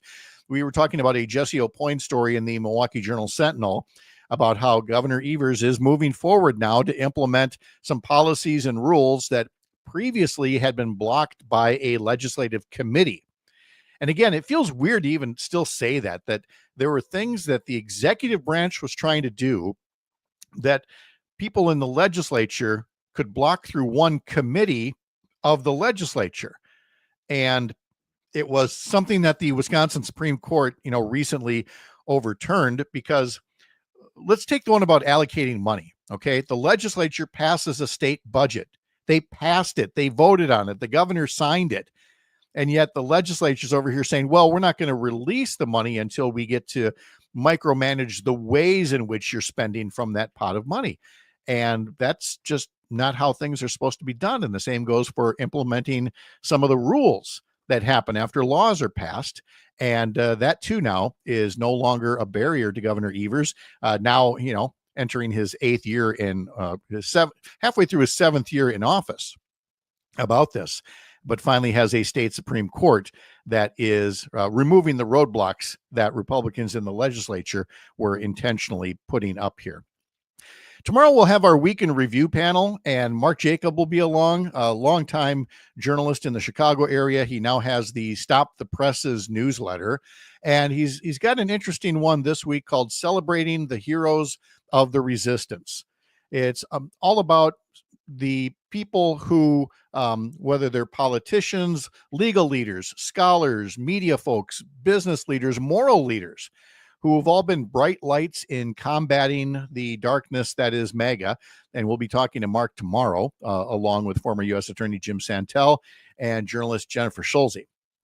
But one of the things I sure would like to ask them about, and I don't know if time allows, and so I want to get to it now, is an article in the New York Times that, again, we seem to have a difficult time in national media today calling things what they are. There was this feature recently about a place in the Ozark Mountains of Arkansas where a small group of homesteaders are building an exclusive community from scratch. The headline says, "The founders of this new development say you must be white to live there. Housing rights experts say a community restricted to white residents is illegal, but the creators believe they could win a potential challenge in court in the current political climate." And then it goes on to talk about the shady backgrounds of these people who are starting this community. But again, talking about, why they would restrict it to people. There's an article or a little note here about white nationalism that exploits economic anxiety. And at that point, I had to stop reading, because I was like, why is the word racist not in this headline or the subheadline or anywhere in the article? You finally have to get somewhere far down the article where people involved in racial justice talk about how blatantly wrong and illegal this is. And that's all true. But why did it take that rather than a headline more along the lines of, racists trying to build a whites only community? We had the same problem with the word gerrymandering. When those districts first came out in 2011, that new map, some of us recognized right away what it was. But again, local media would not refer to it as gerrymandered. They had to see like 3 or 4 election cycles in a row with lopsided results to say, hey, these maps are gerrymandered. At the time of the civil rights era, you had plenty of people who took umbrage if you described them as racists. How do you describe them now in hindsight in the history book? They're racists. And the same goes for an administration that is now not just talking to the Smithsonian, but says they're going to talk to all museums about their exhibits and whether they focus too much on, quote, how bad slavery was. The Trump administration wants a wide-ranging review of museum exhibits.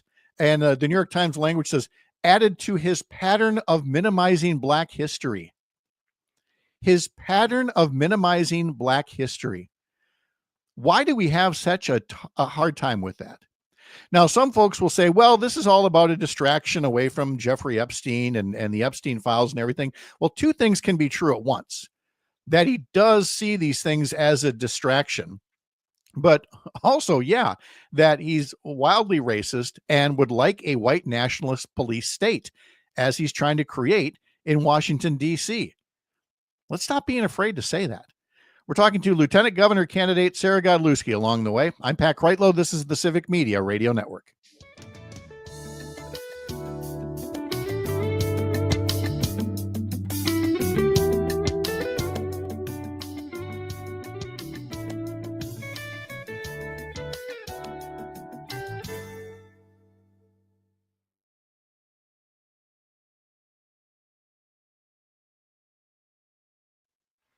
Work with us. Civic Media has a number of great jobs across the state. Somebody's business card is getting bigger. I'm just not I need to be busier, Pat. Yes. You know. Give this woman more to do, please. How you doing? I'm good. How are you? I'm very good. Are you in a position to adjust your camera so that you're not just way down there in the lower center part of the screen, or are you pretty fixed right there? How would you like? How could I? You could either get you closer to the screen or the screen a little closer to you, or tilt it down a little bit so that we see just a little bit more. Oh, there. Is that better? That is so much better. Thank you. Thank you. Yeah. And if you're going to keep doing this campaign stuff, we're going to have to get you a microphone for that computer too. We hear you through the computer mic all right, but getting you a microphone would be just amazing. Dr. Lyerly's got a nice one on her desktop. I'll have to ask her what it is and see if we can get somebody to spring for one for you when you do these interviews. That would be great, Pat, because I'm actually in my childhood bedroom. Yes. Right now because we came up to the Chippewa Valley last night, and I think my childhood bedroom, while it was great in the 90s, isn't maybe just as fully equipped for podcasts as it probably should be. Yeah. How have things been for the last day or so? Oh my gosh, it's been great. Mm-hmm. The energy has been really, really positive and exciting. And we rolled out with 27 legislative endorsements, which is great. That's pretty fair. Yeah, that's good. And a lot of them came to the launch. Saw that, yes. In Madison. And it was so funny when I rolled out. Hartley was very excited to be a part of the rollout, and he's 5 now. And he practiced this line that was like, vote for Sara Godlewski, because he can't say his S's. But then, of course, when his line came, he got too shy. So we had to say it at the end together. Oh, that's okay. That's good. The cheese curd is 5 now. Yeah, wow. I know, Pat. Like, where does the time go? I have no idea. Okay. Any events or anything that we need to tell folks about, or just a website or a social media site? Yeah, my website is saraforwisconsin.com. We will be in Lincoln County today, so that's where we are traveling later. We're going to spend some time in central Wisconsin. And then we're going to be putting out kind of more of a larger tour schedule on the other places that we're going to go in the coming days. Okay, very good. And so, got the website there, so we're good to go. All right, I think we're all set. We're going to get going in about 90 seconds here, so I'll tuck you in the waiting room and see you in a bit. Okay, thank you. Open now at civicmedia.us/careers. It is going to be partly cloudy today. Our high right around 78 this afternoon. Tonight, partly cloudy. We're going to drop into the upper 50s to low 60s for an overnight low. Tomorrow, lots and lots of sunshine with a high in the upper 70s to low 80s. I'm meteorologist Sean Cable. Currently, it is 60. I'm Rick Smith, host of The Rick Smith Show. If you're looking for honest talk, real stories, and straight-up news that matters to you, tune in to The Rick Smith Show. We're digging into the issues that affect your job, your family, your future. Join me weeknights at 9 on the Civic Media Radio Network, because your voice deserves to be heard. That's The Rick Smith Show, heard weeknights at 9 right here on the Civic Media Radio Network. Nightlight with Pete Schwaba. Why is cookie dough in everything now? It was fun when you were a kid and actually ate the cookie dough, but in ice cream, it's just it's like an interruption for the gorgeous texture that is cold cream ice cream. And then, and here's this uncooked egg and whatever it is. There's a fudge ribbon swirl, awesome. Vanilla ice cream, great. Peanut butter cups, great. Nuts, awesome. Cookie dough, barf. Nightlight with Pete Schwaba. Weeknights from 6 till 8.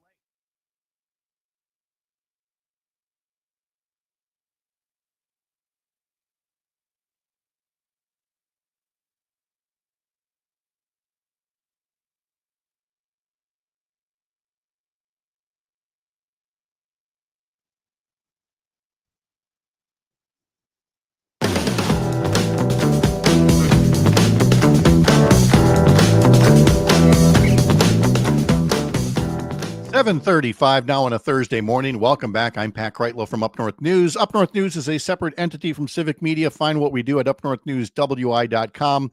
Sign up for our newsletters there, including our Sunday morning newsletter about Wisconsin politics and political news, and our question of the week, where we follow up on what Sean Duffy said about President Trump, saying that if he weren't president, he'd probably be transportation secretary. I don't know that most people buy that. So I asked, what should Donald Trump's next job title be? And a lot of interesting answers are coming in. So to be part of the first wave to respond to our question of the week, you got to subscribe to the newsletter. Head to upnorthnewswi.com, click subscribe up in the top banner. Our next guest is running out of space on her business card, being as busy as she is, having served as state treasurer, currently secretary of state, and now candidate for lieutenant governor. Sara Godlewski joining us from her hometown in the Chippewa Valley. Sara, good morning. How are you?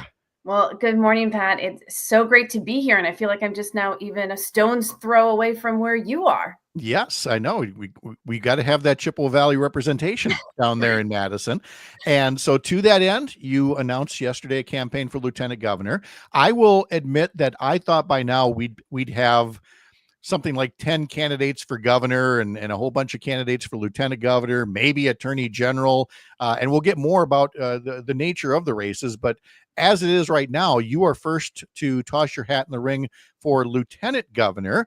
Talk about why you made that choice rather than being part of, a great big pack of folks like we had back in 2018 running for governor. Well, I think a lot of us were trying to figure out what Governor Evers was going to do. I mean, Governor Evers is one of the most popular governors in the country, let alone Wisconsin. And so when he made that announcement, for me, I was like, okay, do I stay in my role as Secretary of State, or do I do something else? Like, it just kind of opened up, I think, this whole kind of, other opportunities. And Pat, I will tell you, I've been traveling the state a lot, doing town halls and talking to folks about the work we've been doing. And it's pretty clear people are fed up.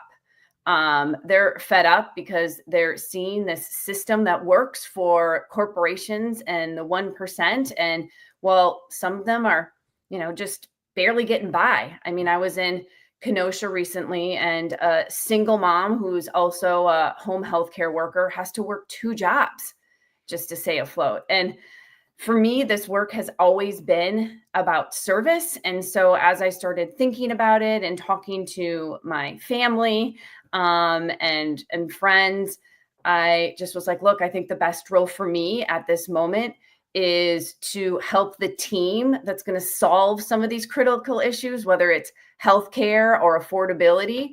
And the best way I can do that is through the lieutenant governor's office.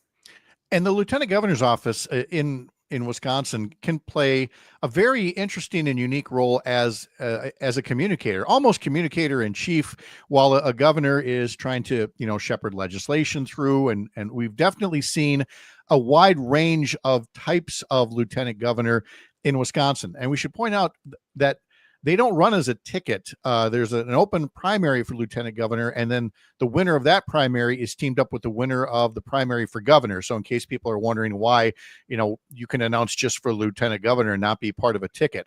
So you would be running and theoretically not knowing who's going to win the gubernatorial primary, and you'd be a running mate with whoever that person is.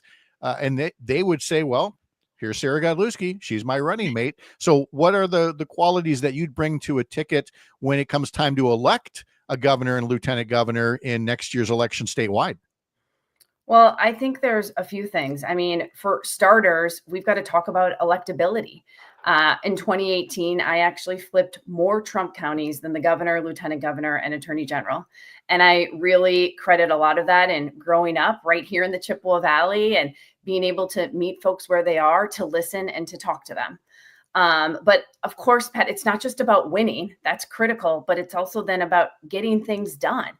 And something that I always think about is a quote that former Governor Tony Earl talked to me. He's like, Sara, it's never about the position, but it's always about the person. And for me, this role is about getting things done. That's what I've done as state treasurer. We prevented foreclosures. We've expanded home ownership. As Secretary of State, we've expanded services so that we can meet people. We can provide these services more in their local communities. And it's that kind of get it done mentality and working with the leadership team to solve these really, really complex issues that Wisconsinites are worried about. I think the interesting thing about what you've done is that you've been in these positions where, frankly, you're not given much and yet have to make something out of that. The state treasurer's office, again, Republicans were looking to abolish the office. Secretary of State, they wanted to abolish the office. They'd removed so many powers from it. And yet you find these little nuggets in each of those offices. Lieutenant governor, frankly, ain't that much different in terms of, what you're given versus what you do with it. Is that a role that you'd see for yourself, kind of continuing to play that role from first treasurer to Secretary of State to lieutenant governor? Well, I think some people would probably call me Scrappy Sarah. And I, again, really credit that grit from, growing up right here in the Chippewa Valley. And I remember the first time when I walked into the state treasurer's office, and I share this story, Pat, like there were wires that were hanging down from the ceiling. They turned off my Wi-Fi and they gave me a pay-as-you-go flip phone as a way for me to communicate to almost 6 million constituents. And I think the big thing has been they've tried to stop me before or not be successful, and I've always proven them wrong. And so what I'm excited about for lieutenant governor is that this is, I think, a real opportunity to continue this, for me, what's always been about service and the work that is ahead, because we are looking at what's coming down from the Trump administration. I mean, the big, brutal bill, who's paying for that $3.4 trillion? It's Wisconsinites. The state's going to be responsible to figuring out, how are we covering Medicaid? How are we covering the cuts in food share? How are we covering the cuts when it comes to renewable energy projects? It's going to be the state. And I really look forward to being scrappy and figuring out these solutions that Wisconsinites need in order to live this life of kind of that they've wanted in our great state.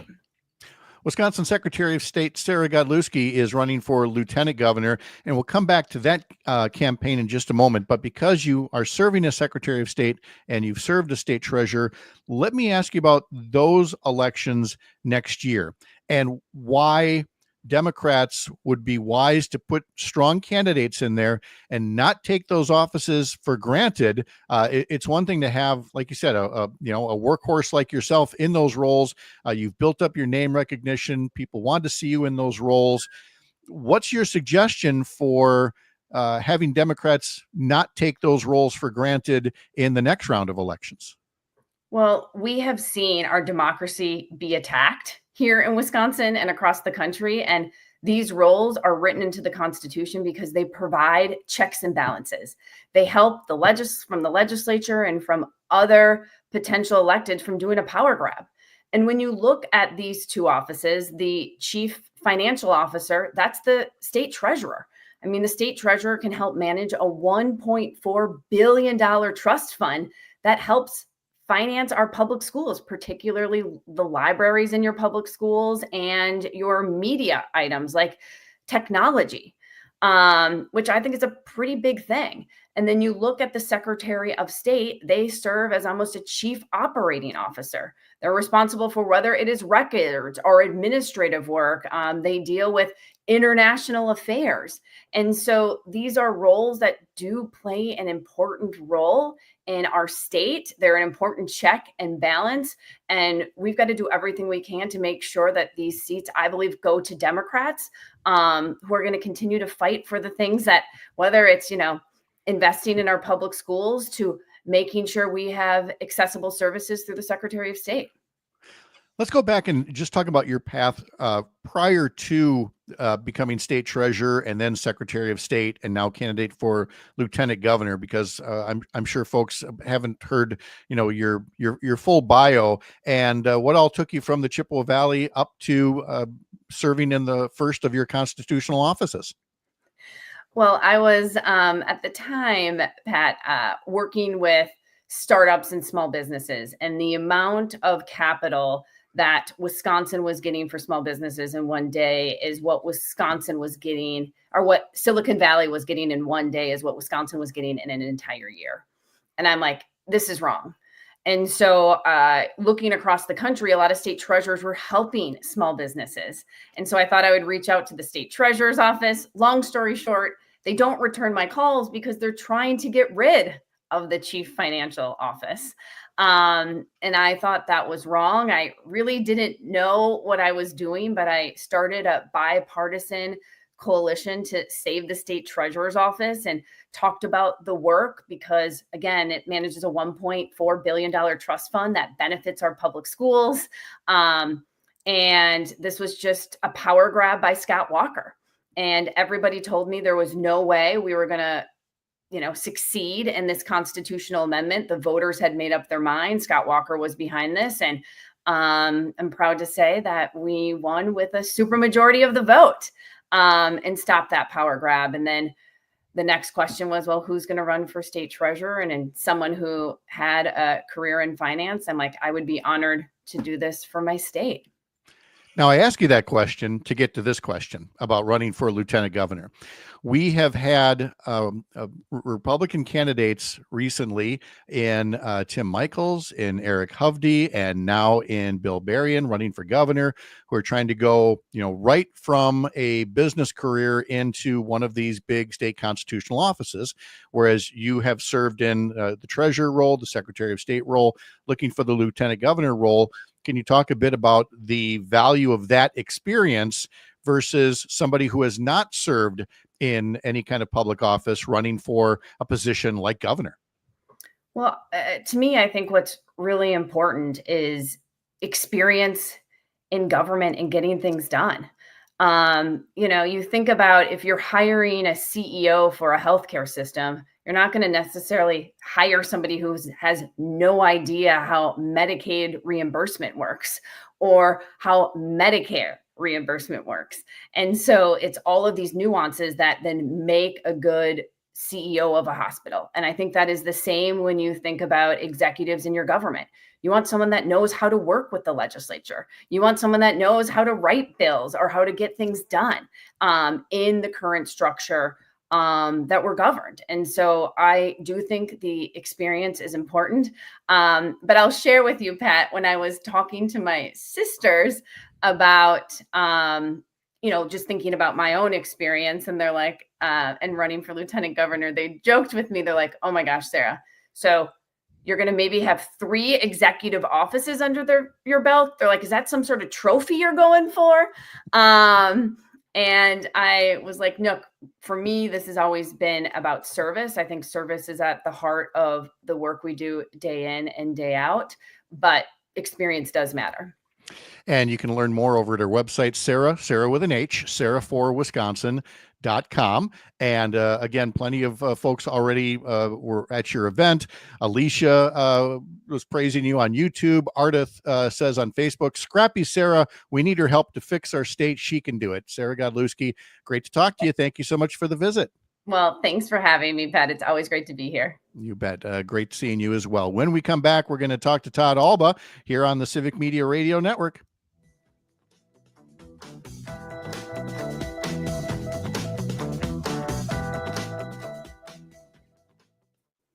All right, there we go. We're in a break. Thanks, Sara. Yeah, thanks, Pat. It was really good to catch up, and I was able to make it on today. Yeah, keep us in the loop. Looking forward to seeing you again real soon. Yeah, no, for sure. I feel like there's lots for us to talk about. These 15, 20-minute segments go so quickly, Pat. So I know. So we'll work on expanding that as well. Okay. All right. Safe Thank travels. you. See you later. I appreciate it. Bye, guys.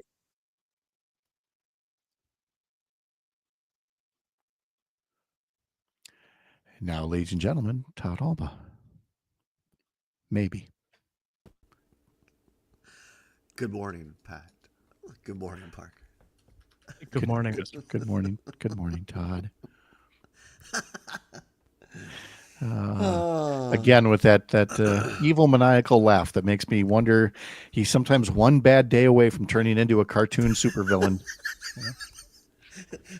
There's more truth to that than people actually I realize. know. I don't know who designed, I don't know who made the choice of vendor on that particular T-shirt, but I've seen really it good, on so many people this week, and it's the one that I wear around the house all the time. That particular one is so comfortable.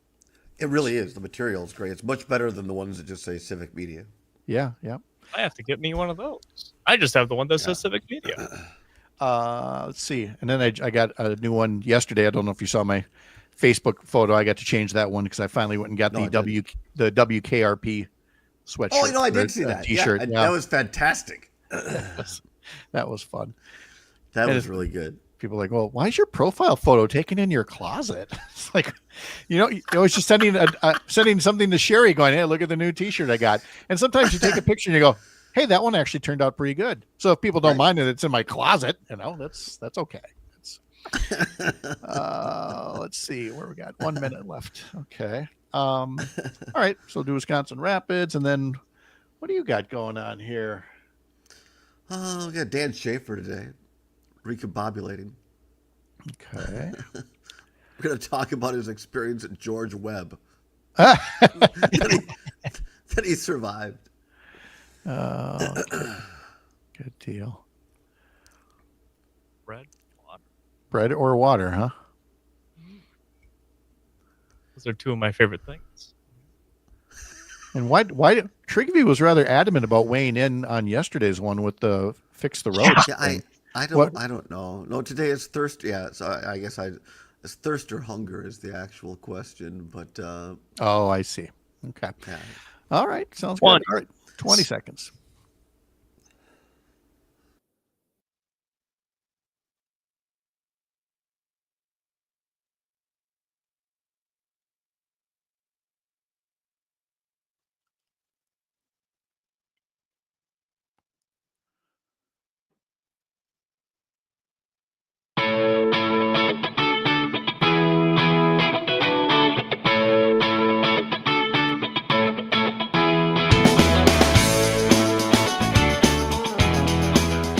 Matt and Air on Air is coming up next from 9 to 11 here across the Civic Media Radio Network, followed by Tom Hartman, followed by this guy here, Todd Allbaugh of the conveniently named Todd Allbaugh Show on this Thursday. Yes, where, again, he's got a really big shoe today, and then tomorrow, all of the really big shoes will be giving away Brewers tickets. Free Ticket Friday is making a comeback, and don't let this recent little 3-game skid throw you for a loop. There's still plenty of baseball yet to be played here. And I feel it's going to be a good game today, Pat. I was listening earlier. I heard you say it's Craig Counsell's birthday. What better gift than a loss? Fly the L. It would be the best. Pregame starting at 12:45 across the Civic Media Radio Network. Weren't the people in Wisconsin Rapids the best? They are absolutely the best. We were up there yesterday, as I know you were yesterday morning as well, for the 85th anniversary coming up on WFHR. And yeah, every single person was fantastic. The people at the station, the people that were there from the community organizations, to people just coming up and saying hi. So it was a good time had by all. I want to think that I was single-handedly responsible for the good crowd that you got because of the video that I put up in the pre-dawn darkness of 5:30 in the morning, standing outside the radio station there saying, I'm first in line for the Todd Allbaugh Show coming out there this afternoon. And sure enough, you had the one thing I was noticing that is one of the hazards of live radio was like the group of youngins who are all coming by just like, are you on the radio right now? Are you live? Hey, can I be on the radio with you? And I'm watching, and somebody shushed him away, and I was there to turn around and put him on the air. You probably were, which is exactly why Laura and Melissa could not be fast enough as bouncers to get those pesky meddling kids out of the way before they said a naughty word or something. Although we all know, if anybody's going to say a naughty word on the radio, it's going to be the guy with all the radio experience over here. But you've been very well behaved. You want to know what happened? After we got off the air, Miss Wisconsin Rapids showed up. And we had a nice chat off the air.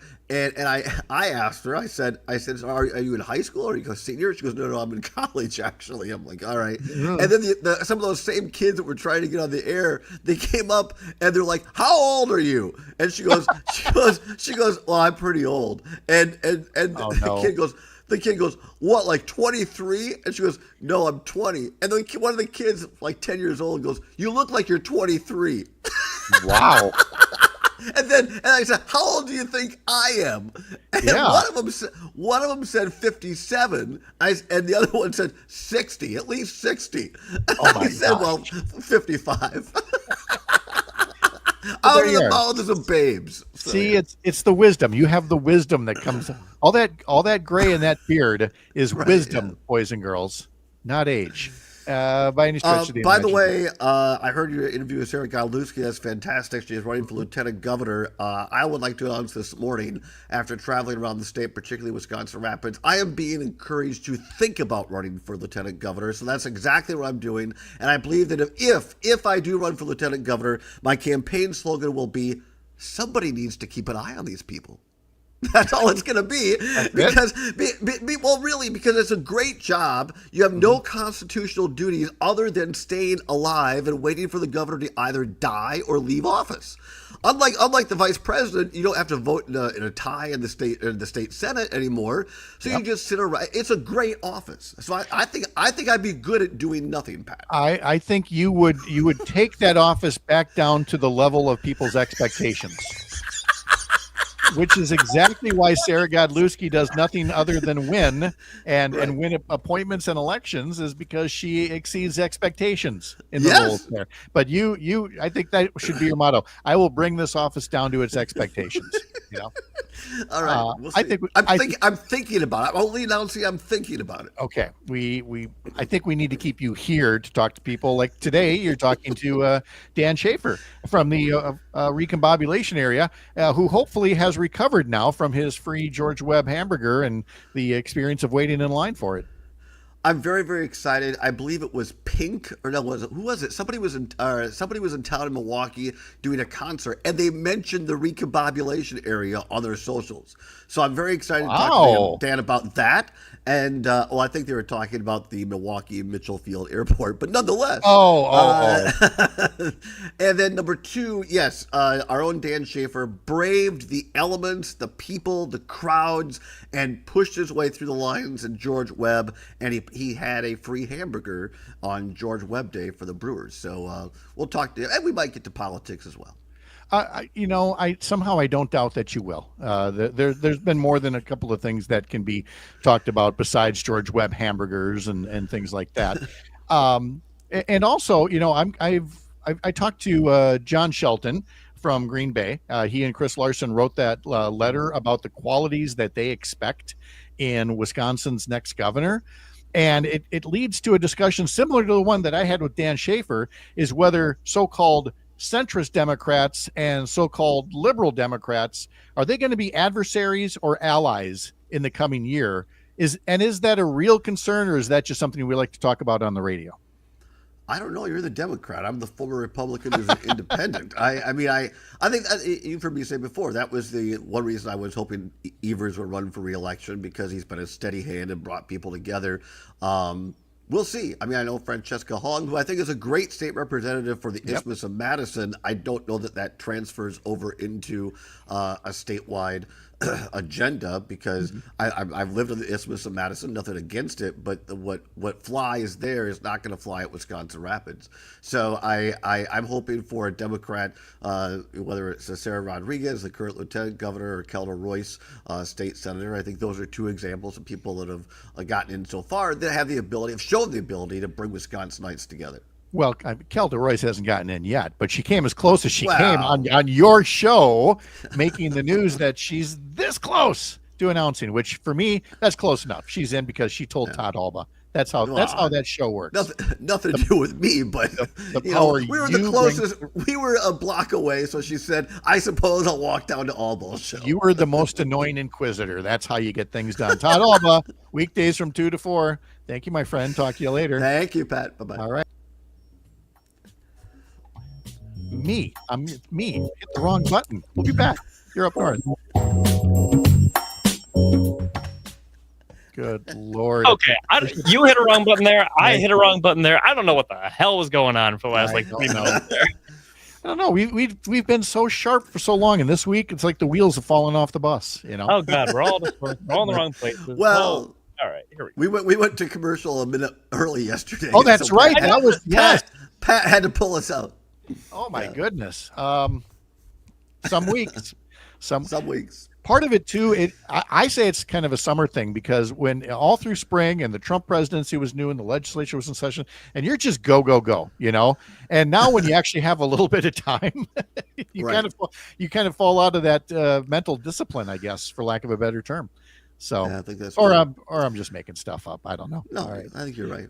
Okay. All right. We'll see you at the host roundup later on. Oh, there is one of those, aren't there? Yikes. Yeah. Uh-oh. Is there? Oh, yeah. What time is that? 11:15. 11:15. Okay. I got to make sure to see. I set an alarm for the interview I did yesterday with John Shelton. And then 10 minutes after it was supposed to start, I get a note from Luke, like, are you coming? And then I realized I set an alarm for myself to not be late for the interview, and I set it for AM instead of PM. So, I've done that. So if I'm not there at 11:15 this morning, look for me at 11:15 tonight. I'll be there looking for you. I'll see you then. All right. Okay. Thanks, guys. Bye. Have a great day. Bye. See you, Todd. Lieutenant Governor of Wisconsin. To me, this has always come down to one thing, which is how I can make the biggest difference in Wisconsin. It's what keeps me going. And it's why I'm proud to announce that today I am running for Lieutenant Governor of Wisconsin. Godlewski is currently Wisconsin's Secretary of State. She was appointed to the position 2 years ago and is serving out the remainder of a term until 2027. She briefly ran for Congress in 2022, and before that, she was the state treasurer under Governor Tony Evers in his first term. Her speech focused heavily on the middle class. As I travel across the state, I keep hearing how people are just fed up. They're fed up that workers who are critical to our community, like EMT workers and nurses and teachers, can't even afford a home in the communities that they serve. Well, they're watching these billionaires get tax write-offs for their second and third vacation home. The state lieutenant governor has few required duties other than to become governor if the current governor dies, resigns, or is removed from office. At the governor's request, they may serve on a variety of boards, commissions, and committees. Now, remember, here in Wisconsin, it's not like the race for president, where the presidential candidate gets to choose who their vice president would be. Instead, the voters choose candidates for governor and candidates for lieutenant governor separately. There will be a partisan primary about a year from now, where voters will choose Democratic nominees for governor and lieutenant governor and Republican nominees for governor and lieutenant governor. However, for now, Godlewski is the only person and only Democrat running for lieutenant governor. For Civic Media News, I'm Savannah Tomei Olson. The Brewers and the Cubs in Chicago. Hi, I'm Mike Clemens with sports. The Brewers trying to snap a 3-game losing streak today after losing again to the Cubs last night 4-3. Jacob Mizorowski charged with the loss. Manager Pat Murphy. They took advantage. They got clutch hits. They made every defensive play. They made every tough play. We hit a lot of balls on the nose right at people. That's just the way it is. That's baseball. Christian Yelich says it's not if you lose, but how you lose. You know, if we were doing a bunch of stuff wrong, if we weren't competing the right way, if you're feeling sorry for yourself, that's one thing. If you're competing really hard and you're fighting and you're putting good swings on balls, and you're doing the things that you need to be doing, then you still lose. That's the sport, right? A lot of things in baseball are out of your control. NBA, the Bucks have signed Amir Coffey to a 1-year contract. He played for Doc Rivers during his 6 seasons with the Clippers. The Packers host the Seattle Seahawks Saturday at 3 in their final preseason game. The two teams holding a joint practice session today. With sports, I'm Mike Clemens. As Wisconsin is saying the word bag instead of bag. This is the Civic Media Radio Network.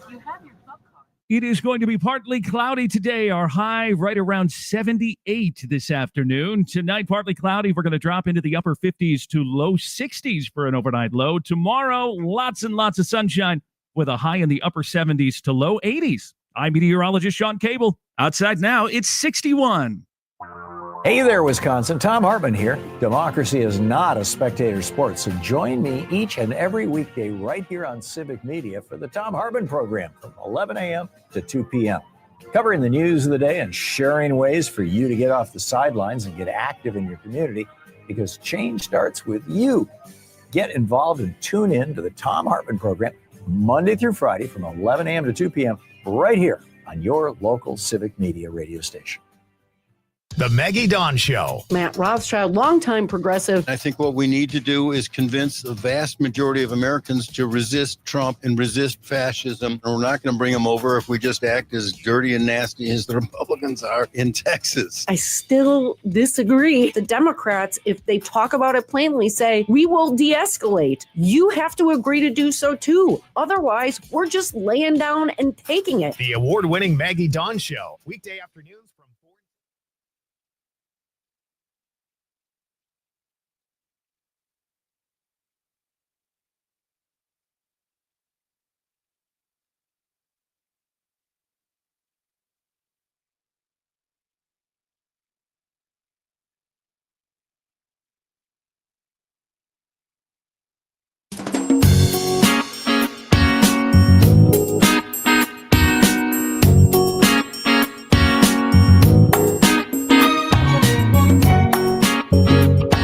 Live across Wisconsin on Civic Media, you're listening to Mornings with Pat Kreitlow, powered by Up North News.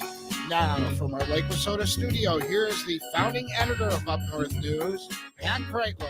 Hey, good morning. It is 8:06. It's Thursday morning, August 21st. It is so nice to have you up here on the lake on this gorge. It is gorgeous today up on Lake Wissota. I hope it is wherever you are across the Civic Media Radio Network. Parker Olson's down in Madison Studio A2. Chad Holmes coming along in a bit, as is meteorologist Brittany Merlot.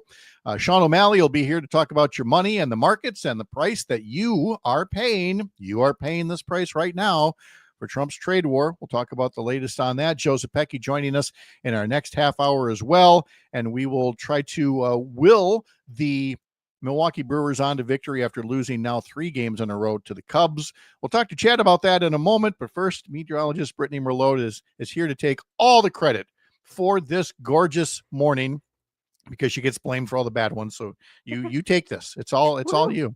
Yeah. I was going to say, some people are shaking their head like, Pat, wait, we have fog. What are you talking about? It's gorgeous right now. We got none of that here. And so I hope everybody else is going to get this kind of sunshine, the kind of sunshine that isn't once the fog lifts and there's no wildfire smoke and there's no like severe thunderstorm on the horizon, about to strike us. We just get a classic, beautiful summer day before high school football weather comes in for a little visit.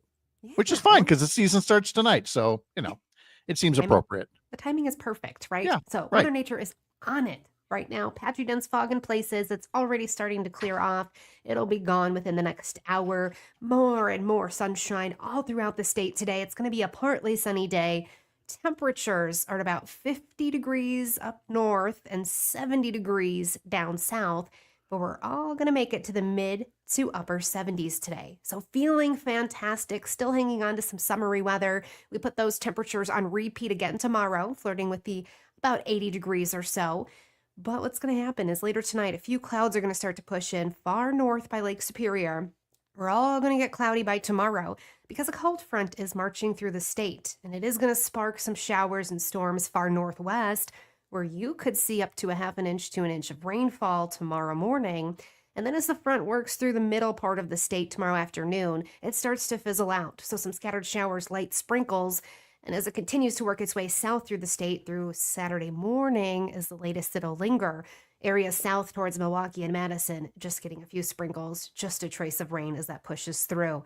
But behind it, yes, that football weather, that fall feel, those temperatures in the 60s statewide on Saturday. And we are looking at some 50s throughout the state for highs on Sunday. And with that such crisp, cool air and feisty northwest winds across Lake Superior, it is going to spark some scattered showers as we go into Sunday to close out the weekend.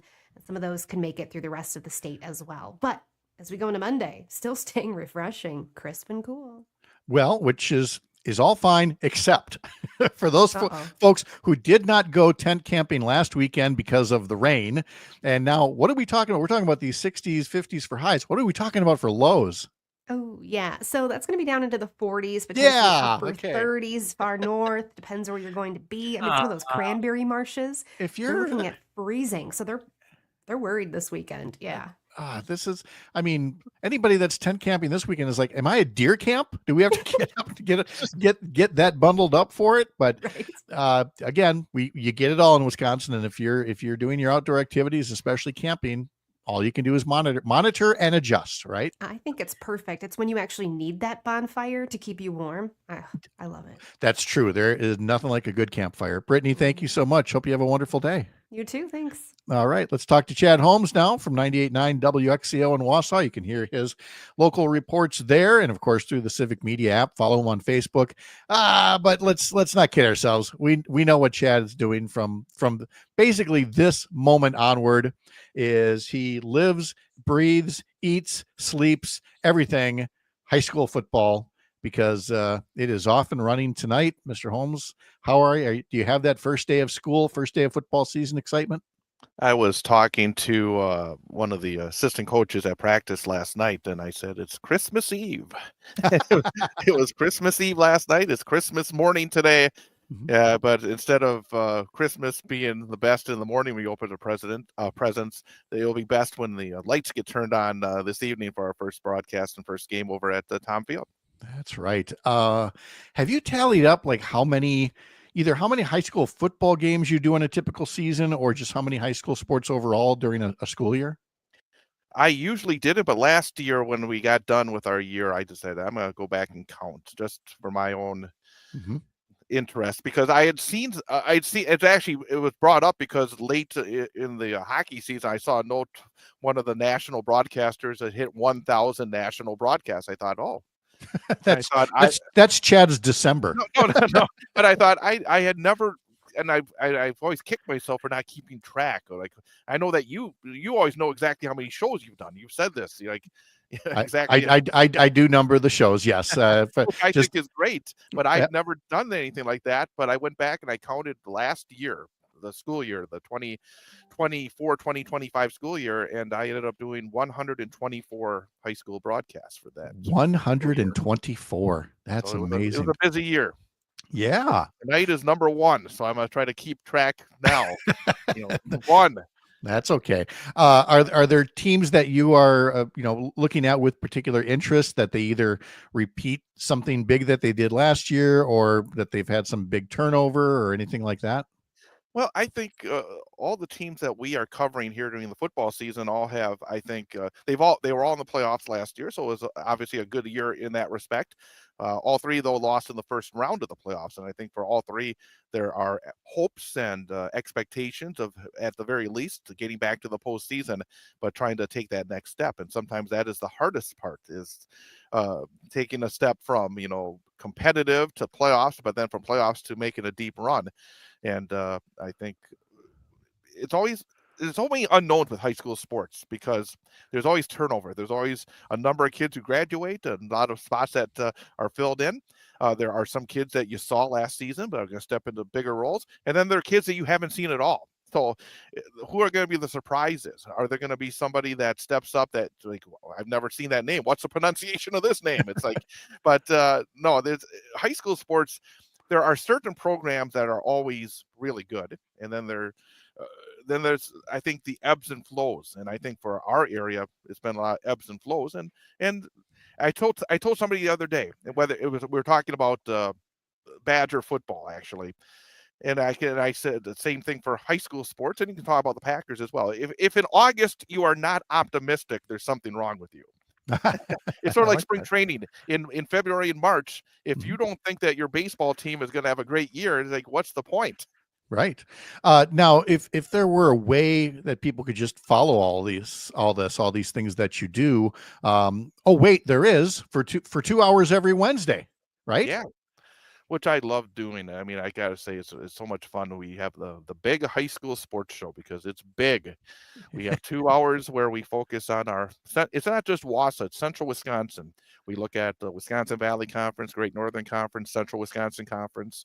During the fall, 8-player football. So we go over the action. We look ahead to the big games coming up this weekend. We always have a coach guest and a student athlete guest. And last night was our first show of the season, and had the new head football coach at Wisconsin Rapids join us. And we also had a senior student athlete from DC Everest who came in the studio. And it's always fun, especially with the kids, because so often this is the first time for these kids that they actually sit down for a long form interview. And so often they'll come in nervous because it's something new, but it's the fun part is where they loosen up, and we talk about not just what they're doing on the field, but we talk about favorite classes, what they like to do outside of academics and sports. It gives me information on what those kids are up to these days, and it's really a lot of fun. And we sit down for like 20 minutes with these young people and have those discussions, and we also delve in with the coaches. And I love doing that. It gets me away from the political stuff, and that's a whole lot of fun. Yeah, and then it's not just sports there, of course, at WXCO. You've got the morning report, and I'm noting here that was the day before yesterday. You were talking to Christine Daniels of Wausau Sustainability, Energy, and Environment, and Jordan Kaiser from Northwind Solar. So again, it's not all politics. There's a good discussion to be held about sustainability and the whole new generation of clean energy that you can put into the Wausau infrastructure. And one reason we had that discussion is, and so much of the time being spent by both, I think, politicians and those people that cover politics and issues is trying to clear up misconceptions. And I popped up on Facebook last week, and I saw a posting from a well-known weather person in our community, somebody you see every night. And he's got some rather interesting takes on alternative energy, in addition to a number of other alternative takes that would be considered far to the right. And I thought, man, this is somebody that people listen to, that people follow. And it was wrong in terms of solar power and wind power. That we need to have people that truly know what's going on with that. And I really enjoyed that conversation. It was roughly 25 minutes, and folks can go to WXCO.FM, and under our news section where we have our daily news update, we also have a podcast for our WXCO morning reports, where you can listen into everything that I talk about during our morning reports and all those interviews as well. I'm really glad that you brought up the website WXCO.FM, because most of the time, and rightly so, we talked about civic media and going to civicmedia.us, which is the umbrella site for the radio folks, and you can click on stations and find the station that way, and it'll take you to the individual page. And one time I accidentally put in WXCO.com. Don't do that. It's not going to get you there. I got a funny story real quick. Yeah, go ahead. I ordered a brand new banner, a beautiful banner, to take out for my games. And I got the original artwork because I dealt with somebody that was going to put it all together, and it said, and we had the big logo and everything, and at the bottom it said www.wxco.com. And I said, no, that's not correct. And we got the artwork fixed up. www.wxco.fm. Well, yesterday I got the banner. Okay. Look at it, and it says wxco.com. Oh no. It's such a beautiful banner. Such a beautiful banner. It's got the wrong website. I guess I'm still a little surprised that we still have this whole .com, .org, .fm, .tv, and it's a way for people to have like the same. It's like having the same phone number but a different area code. I mean, I get it, but there's still a lot of confusion that comes along with it. So I just wanted to take a moment to clarify that WXCO.fm is how you can do it, or of course just civic media overall. I'm going to get my marker out and try to. Hey, if the president can do it with a Sharpie on a hurricane map, you just do the same thing. That is standard practice now. Chad Holmes, follow him at 98.9 WXCO or WXCO.FM. There you go. Thank you, Chad, and Thank you, Pat. have fun. I'm very happy for him. It's like you said, Christmas Eve. It's time. Kick off high school football. A local update is next for some of you, and we're going to be talking to Sean O'Malley about your money and the markets and the real price you're paying for the Trump trade war, and Joe Zepecki to follow. I'm Pat Kreitlow. This is the Civic Media Radio Network.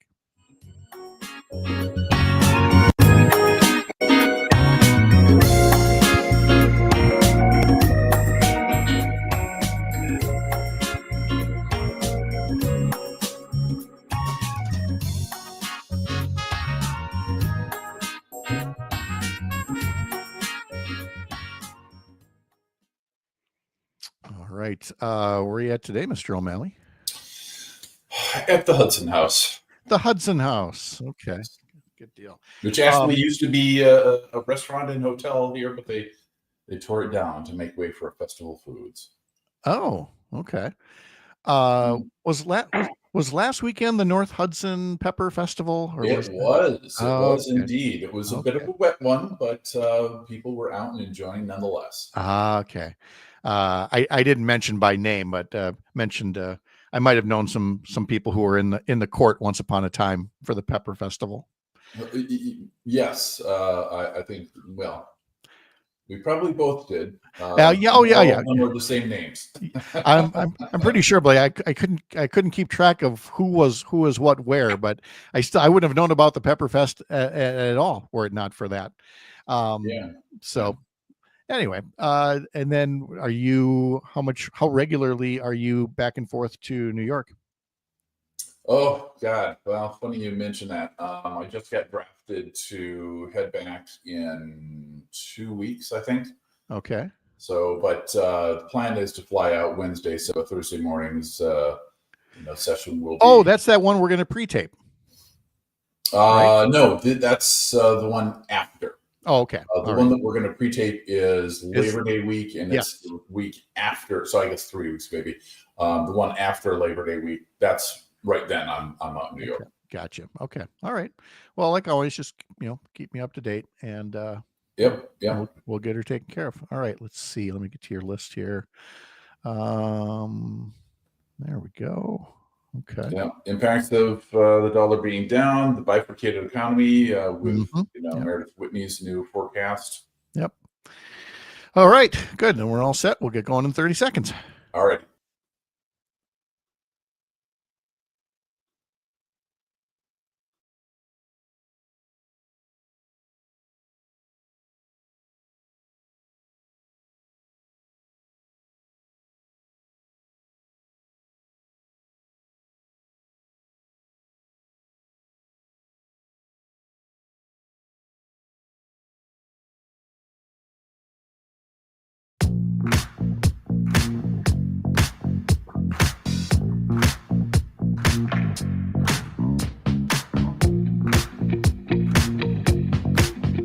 Sean O'Malley joining us now to talk about your money and the markets, joining us from Hudson today. And Sean, I know we're going to get into the dollar and the trade war and everything else, especially companies that have had to raise their prices because of the Trump tariffs. But among those companies is one, I want to start with this. Sure. Being CEO of Target always struck me as like the easiest job in the world because Target is beloved by its customers. I mean, Kmart is long gone. There were people that would sooner, cut off their pinky than shop at Kmart versus, going to Target.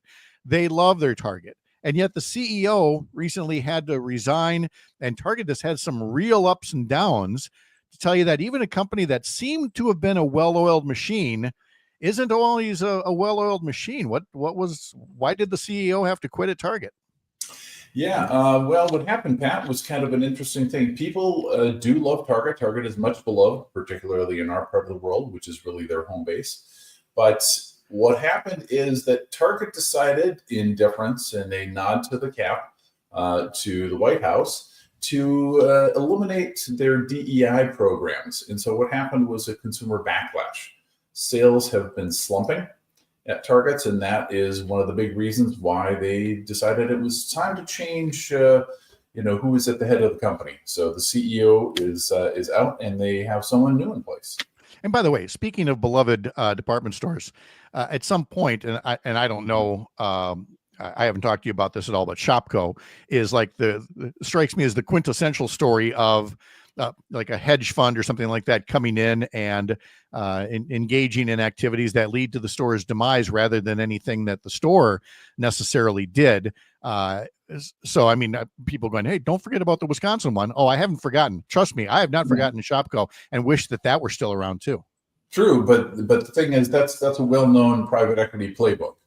So what happens is the private equity company comes in, buys up all the assets, and then leases the store back to the company at an exorbitant price, and charges for all sorts of ancillary fees that, for things that the private equity company is doing for the business.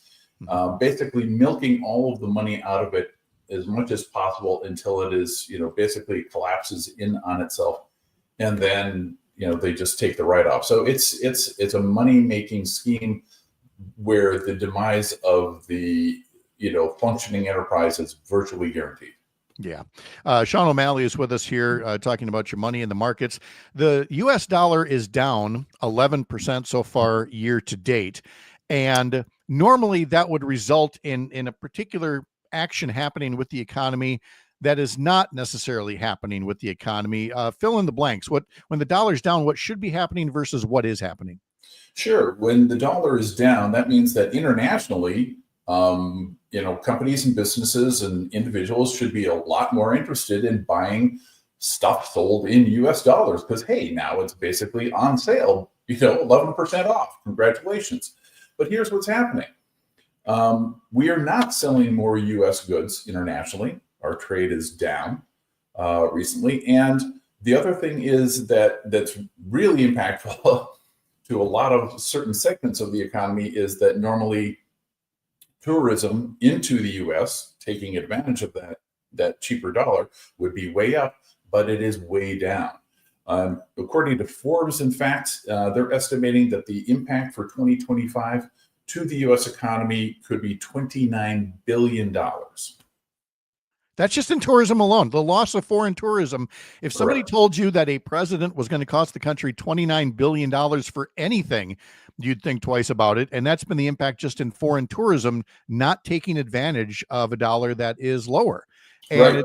Yeah. Go ahead. And the really interesting part is that the areas that are most impacted geographically are the towns right along the Canadian border, but because Canadian tourism is down over 26%.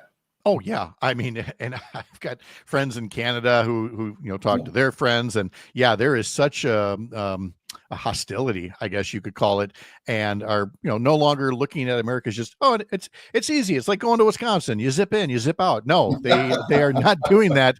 They are not doing that with our economy right now, and our economy as a result is becoming more bifurcated. Again, one of those things that I think a lot of people were trying to warn us about last year. And it's coming, it's happening in front of our eyes. Yeah, which is a great intro to the study that noted economist Meredith Whitney just released. She's very popular because she correctly predicted the 2008 financial crisis. So a lot of people do listen to her. And she's saying what we're seeing is a split economy, a bifurcated economy. Basically, there are two different populations that are having sort of very different results within the economy that we're seeing now. So there are, sort of the winners, or I'm calling them the non-losers anyway. And these are people who have wealth, people who are homeowners, and, are sort of established and that sort of thing. The people who are paying, the people who are losing are renters, new college grads. A lot of them are finding it very difficult to find entry-level jobs because a lot of those jobs have gone away, partially due to AI replacement and partially just due to uncertainty in the economy where businesses don't feel comfortable saying, yeah, let's have that internship program this summer and let's hire a bunch of, new first years. They're like, we don't know what's going to be happening. We don't want to spend that money unless we know that it's going to be money well spent. And of course, as we noted with the tourism down, the hospitality and tourism industries are down significantly as well. Yeah. They're on the losing end. So we'll get into the next step, which is the impact of the Trump trade war on all of this and much more when we come back and continue with Sean O'Malley. And then we'll be talking to Joe Zepecki about Sara Godlewski's announcement for lieutenant governor, for lieutenant governor, and then what it means for some of the other races coming up ahead in 2026 here across Wisconsin. I'm Pat Kreitlow from Up North News. Follow us at upnorthnewswi.com. Sign up for our newsletters there. And of course, here, mornings powered by Up North News on the Civic Media Radio Network.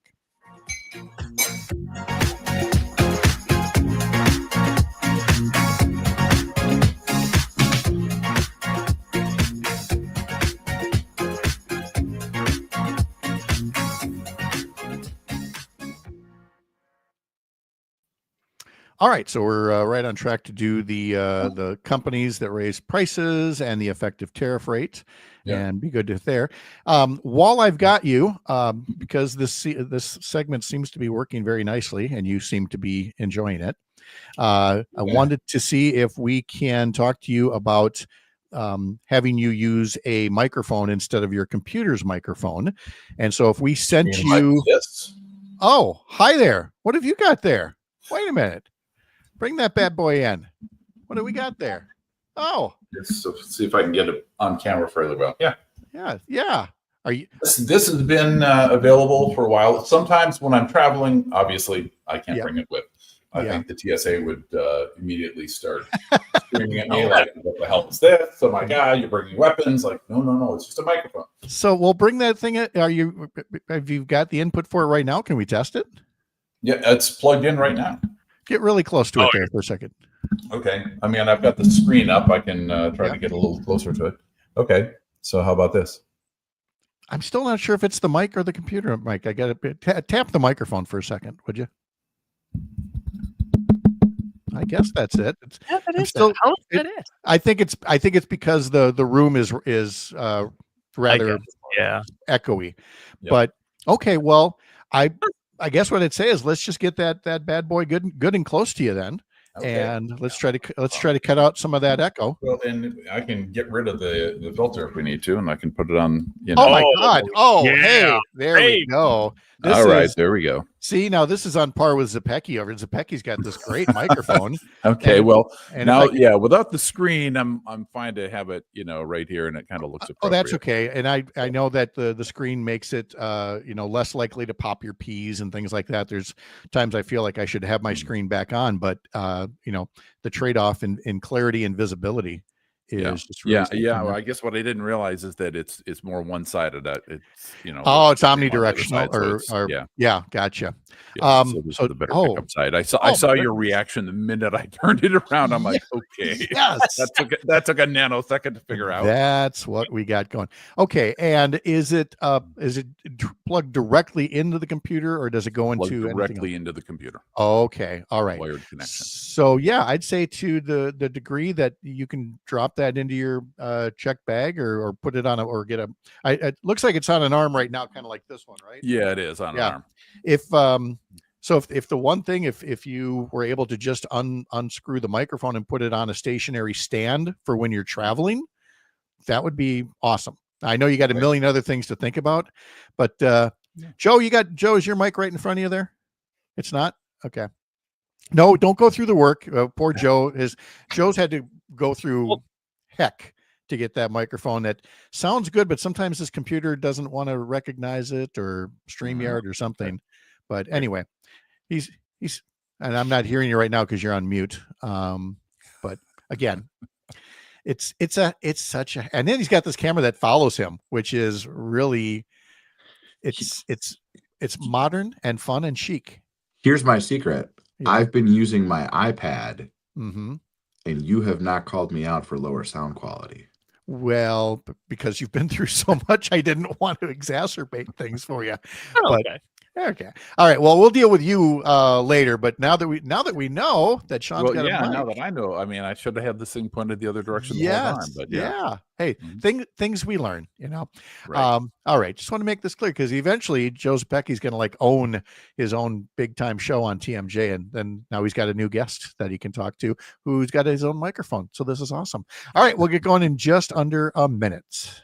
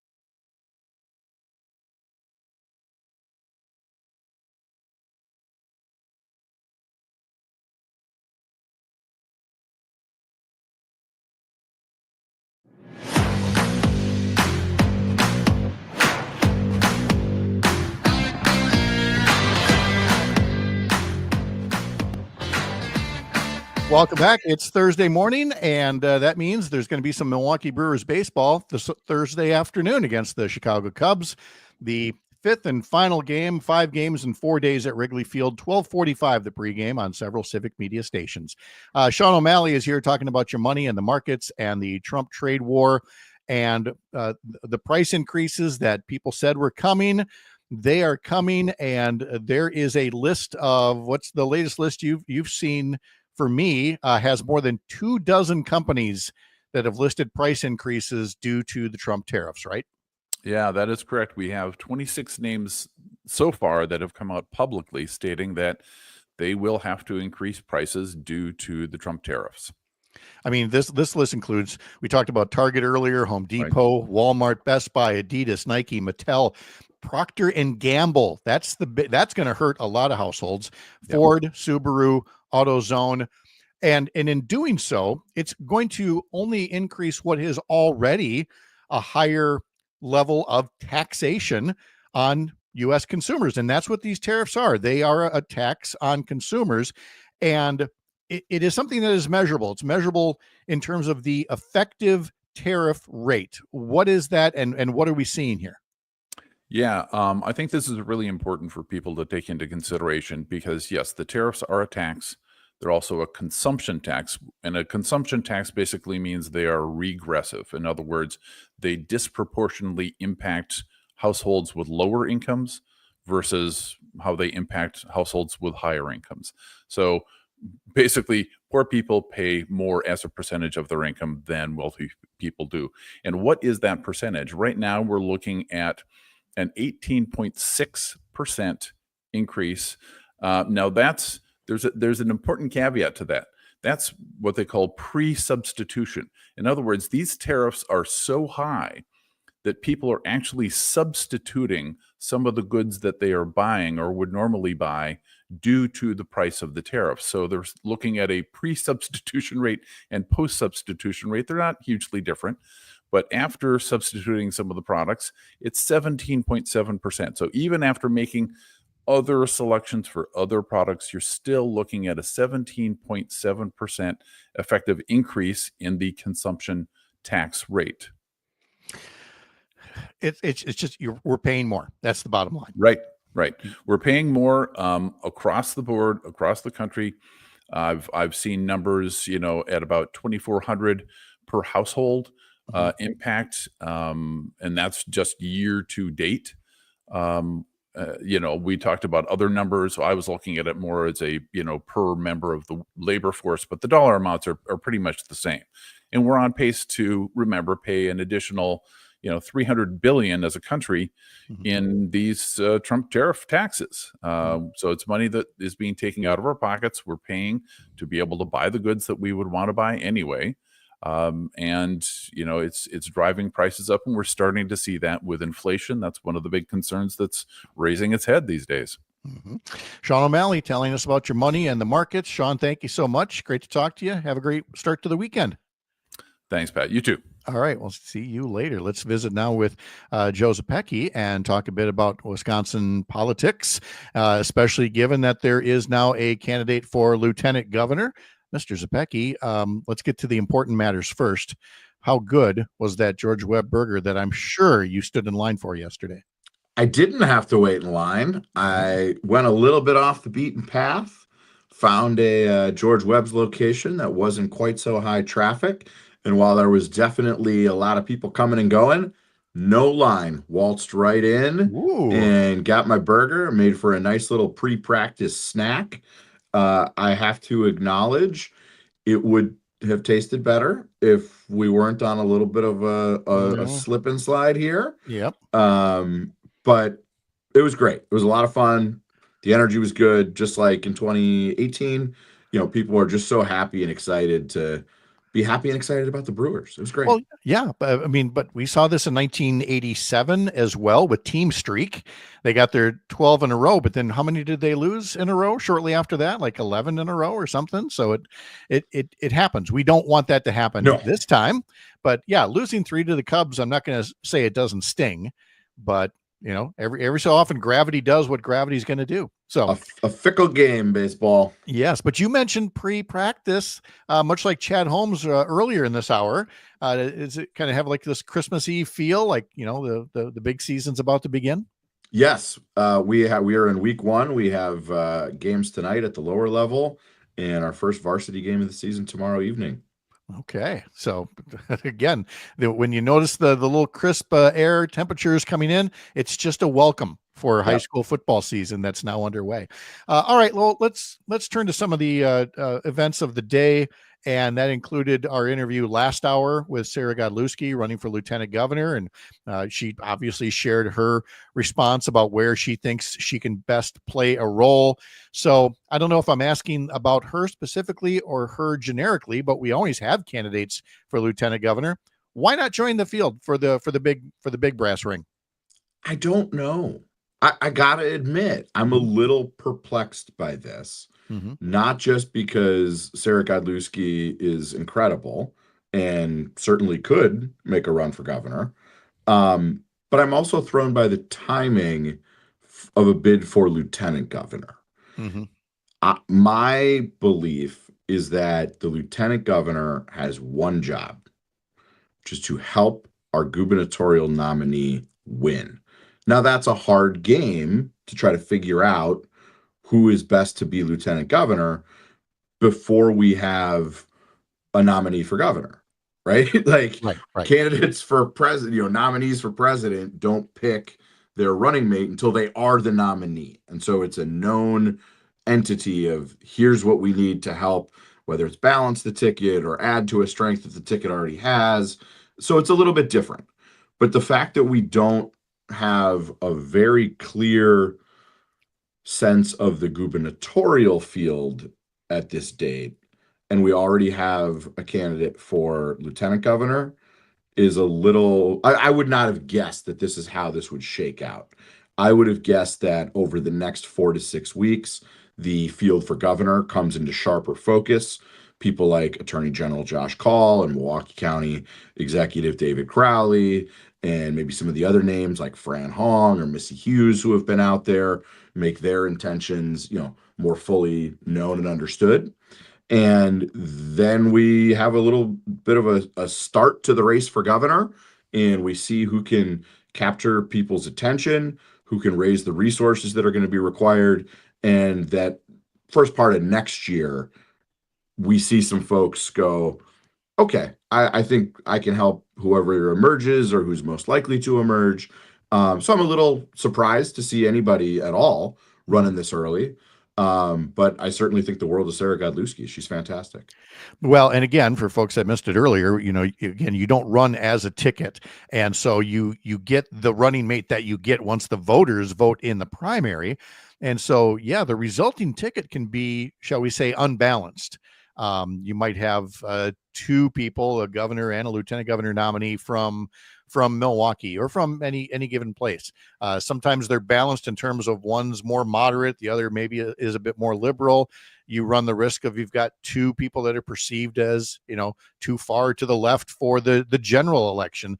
And so that's the risk that you take when you have a setup the way that we do. And it is just, this is what we have to deal with. We don't have to dwell on it, but there have been gubernatorial nominees not thrilled with who they ended up with as their running mate and their eventual lieutenant governor. It's just part of the process. Yeah, no question. I've got some names for you. Do you remember Corbin Geller? No. Or William Davis III? I do not. How about Robert Louis Slomka? No, nothing. Those were the 3 candidates for lieutenant governor in 2018 who didn't even make it to election day. Oh, okay.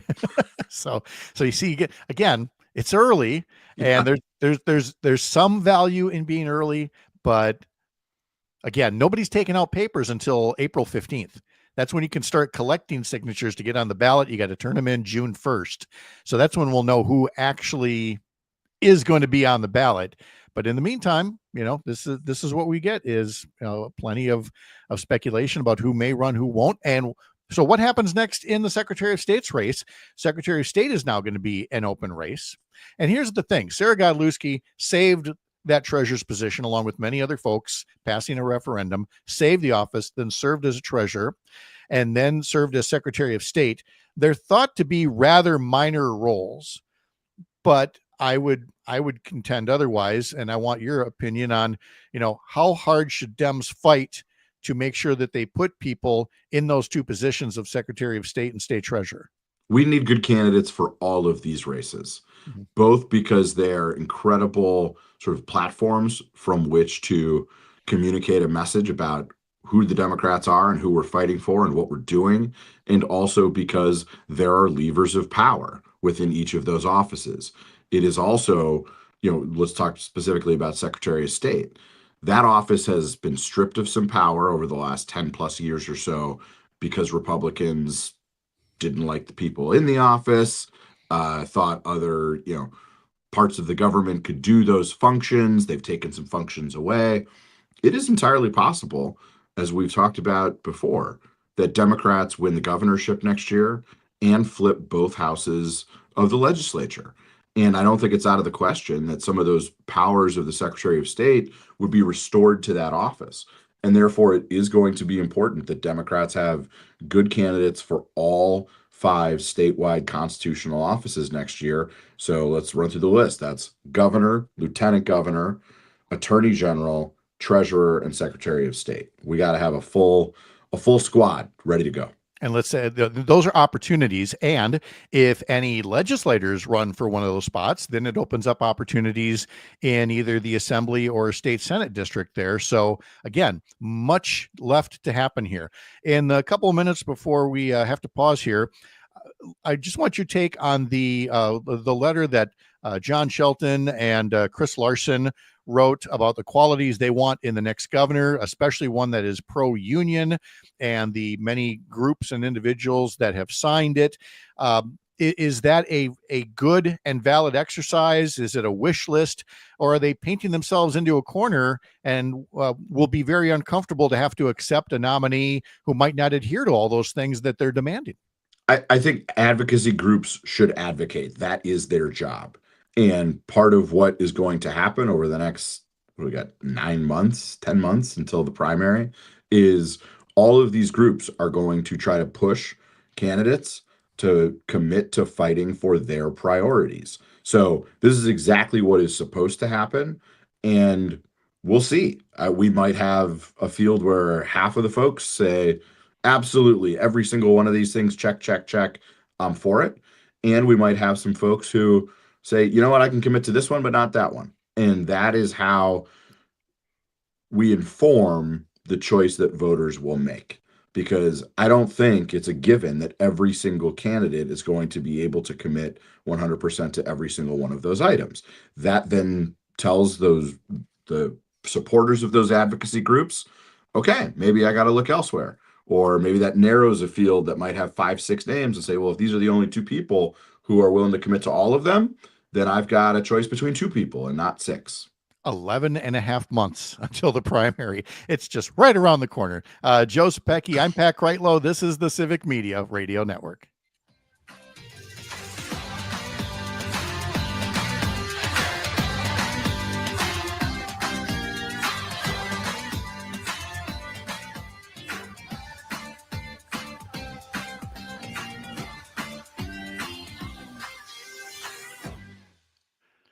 Now, the nice thing is that this will be the last time that we have kind of that awkward bifurcated goodbye, because there's a local cut-in at 8:50.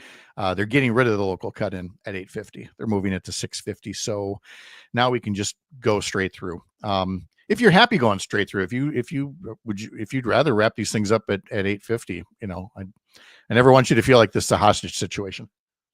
Never crossed my mind, not even once. Good. Okay.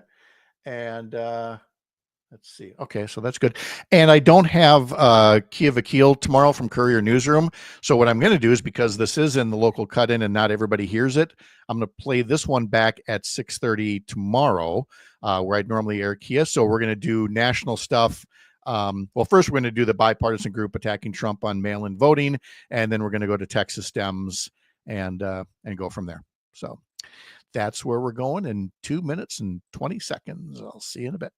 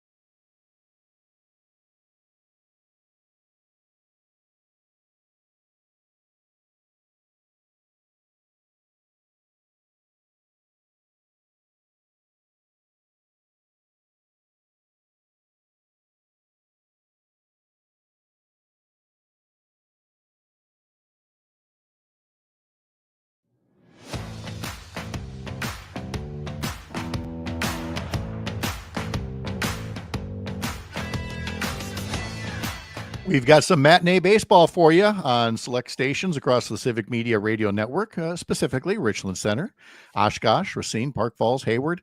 You're all going to get the Brewers and Cubs coverage beginning at 12:45 this afternoon.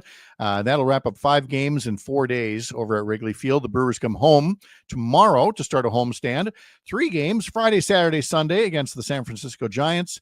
And then Arizona comes to town for 4 games at American Family Field, Monday, Tuesday, Wednesday evenings, and next Thursday afternoon. And again, you can catch those games on stations across the Civic Media Radio Network. Back now with Joe Zepecki. Joe Zepecki with us now. Let's talk a bit about this Trump attack on mail-in voting. And very quickly, a bipartisan group with several Wisconsin names on it was critical of it. Tell me about your admiration at the speed with which this bipartisan group came to the defense of mail-in balloting. Yeah, these pro-democracy groups are ready to go. They know that Donald Trump and his administration are a threat to the regular order when it comes to how we conduct our elections, how people exercise that most fundamental right in a free democracy, which we still have for the most part. And I applaud especially Republicans. I don't care if they're never Trump Republicans. I don't care if they're moderate Republicans. Any Republican worth their salt knows that what Donald Trump said about the conduct of our elections this week is baloney. The states run elections. They are not agents of the federal government. And real conservatives, every conservative, ought to be able to stand up and say, hey, this is nuts. This is not how this works.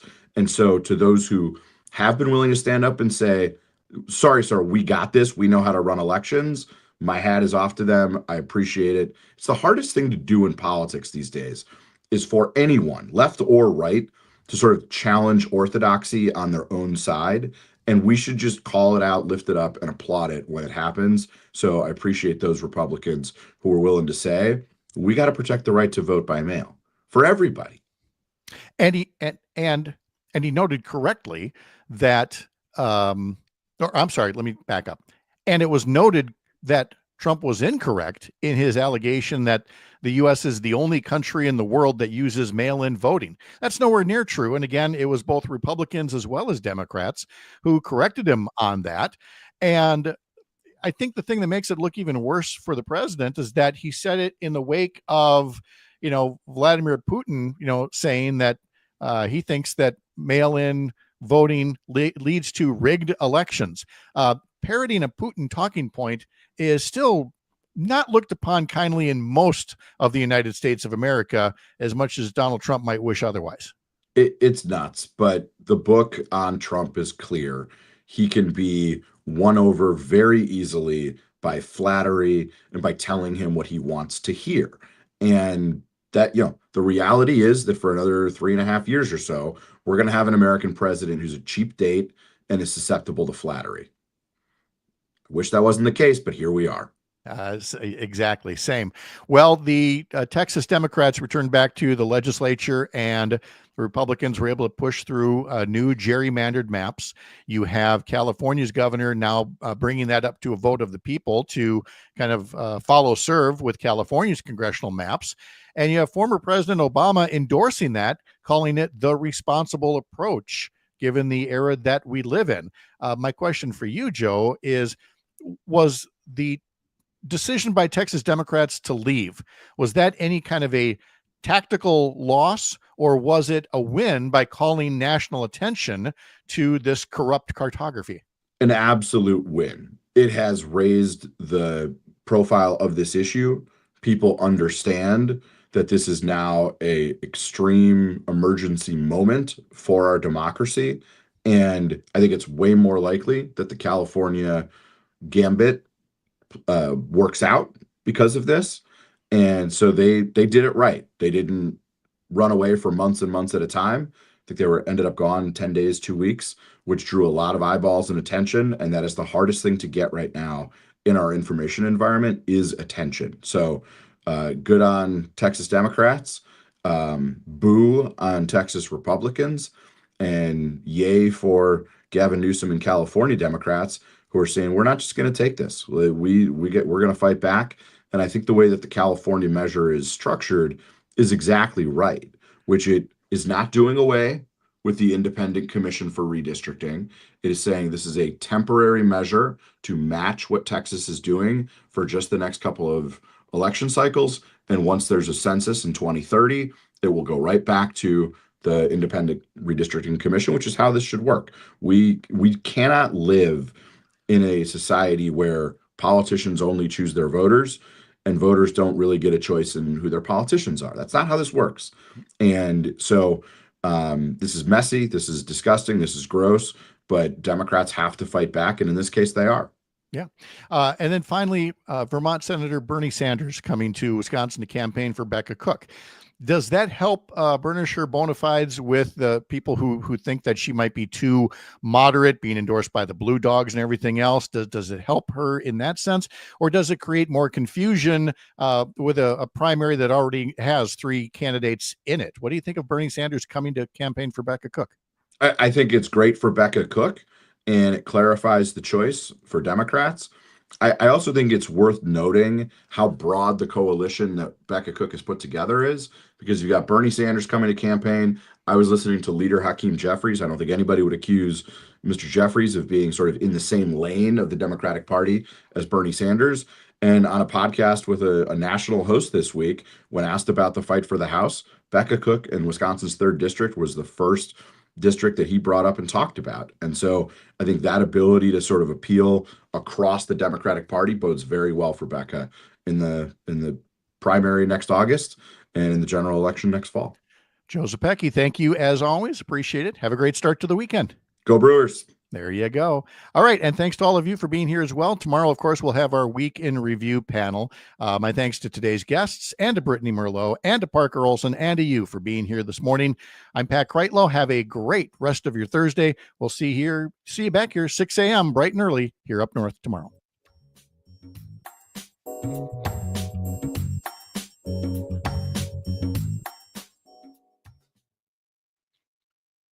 All right. Bye, live streamers.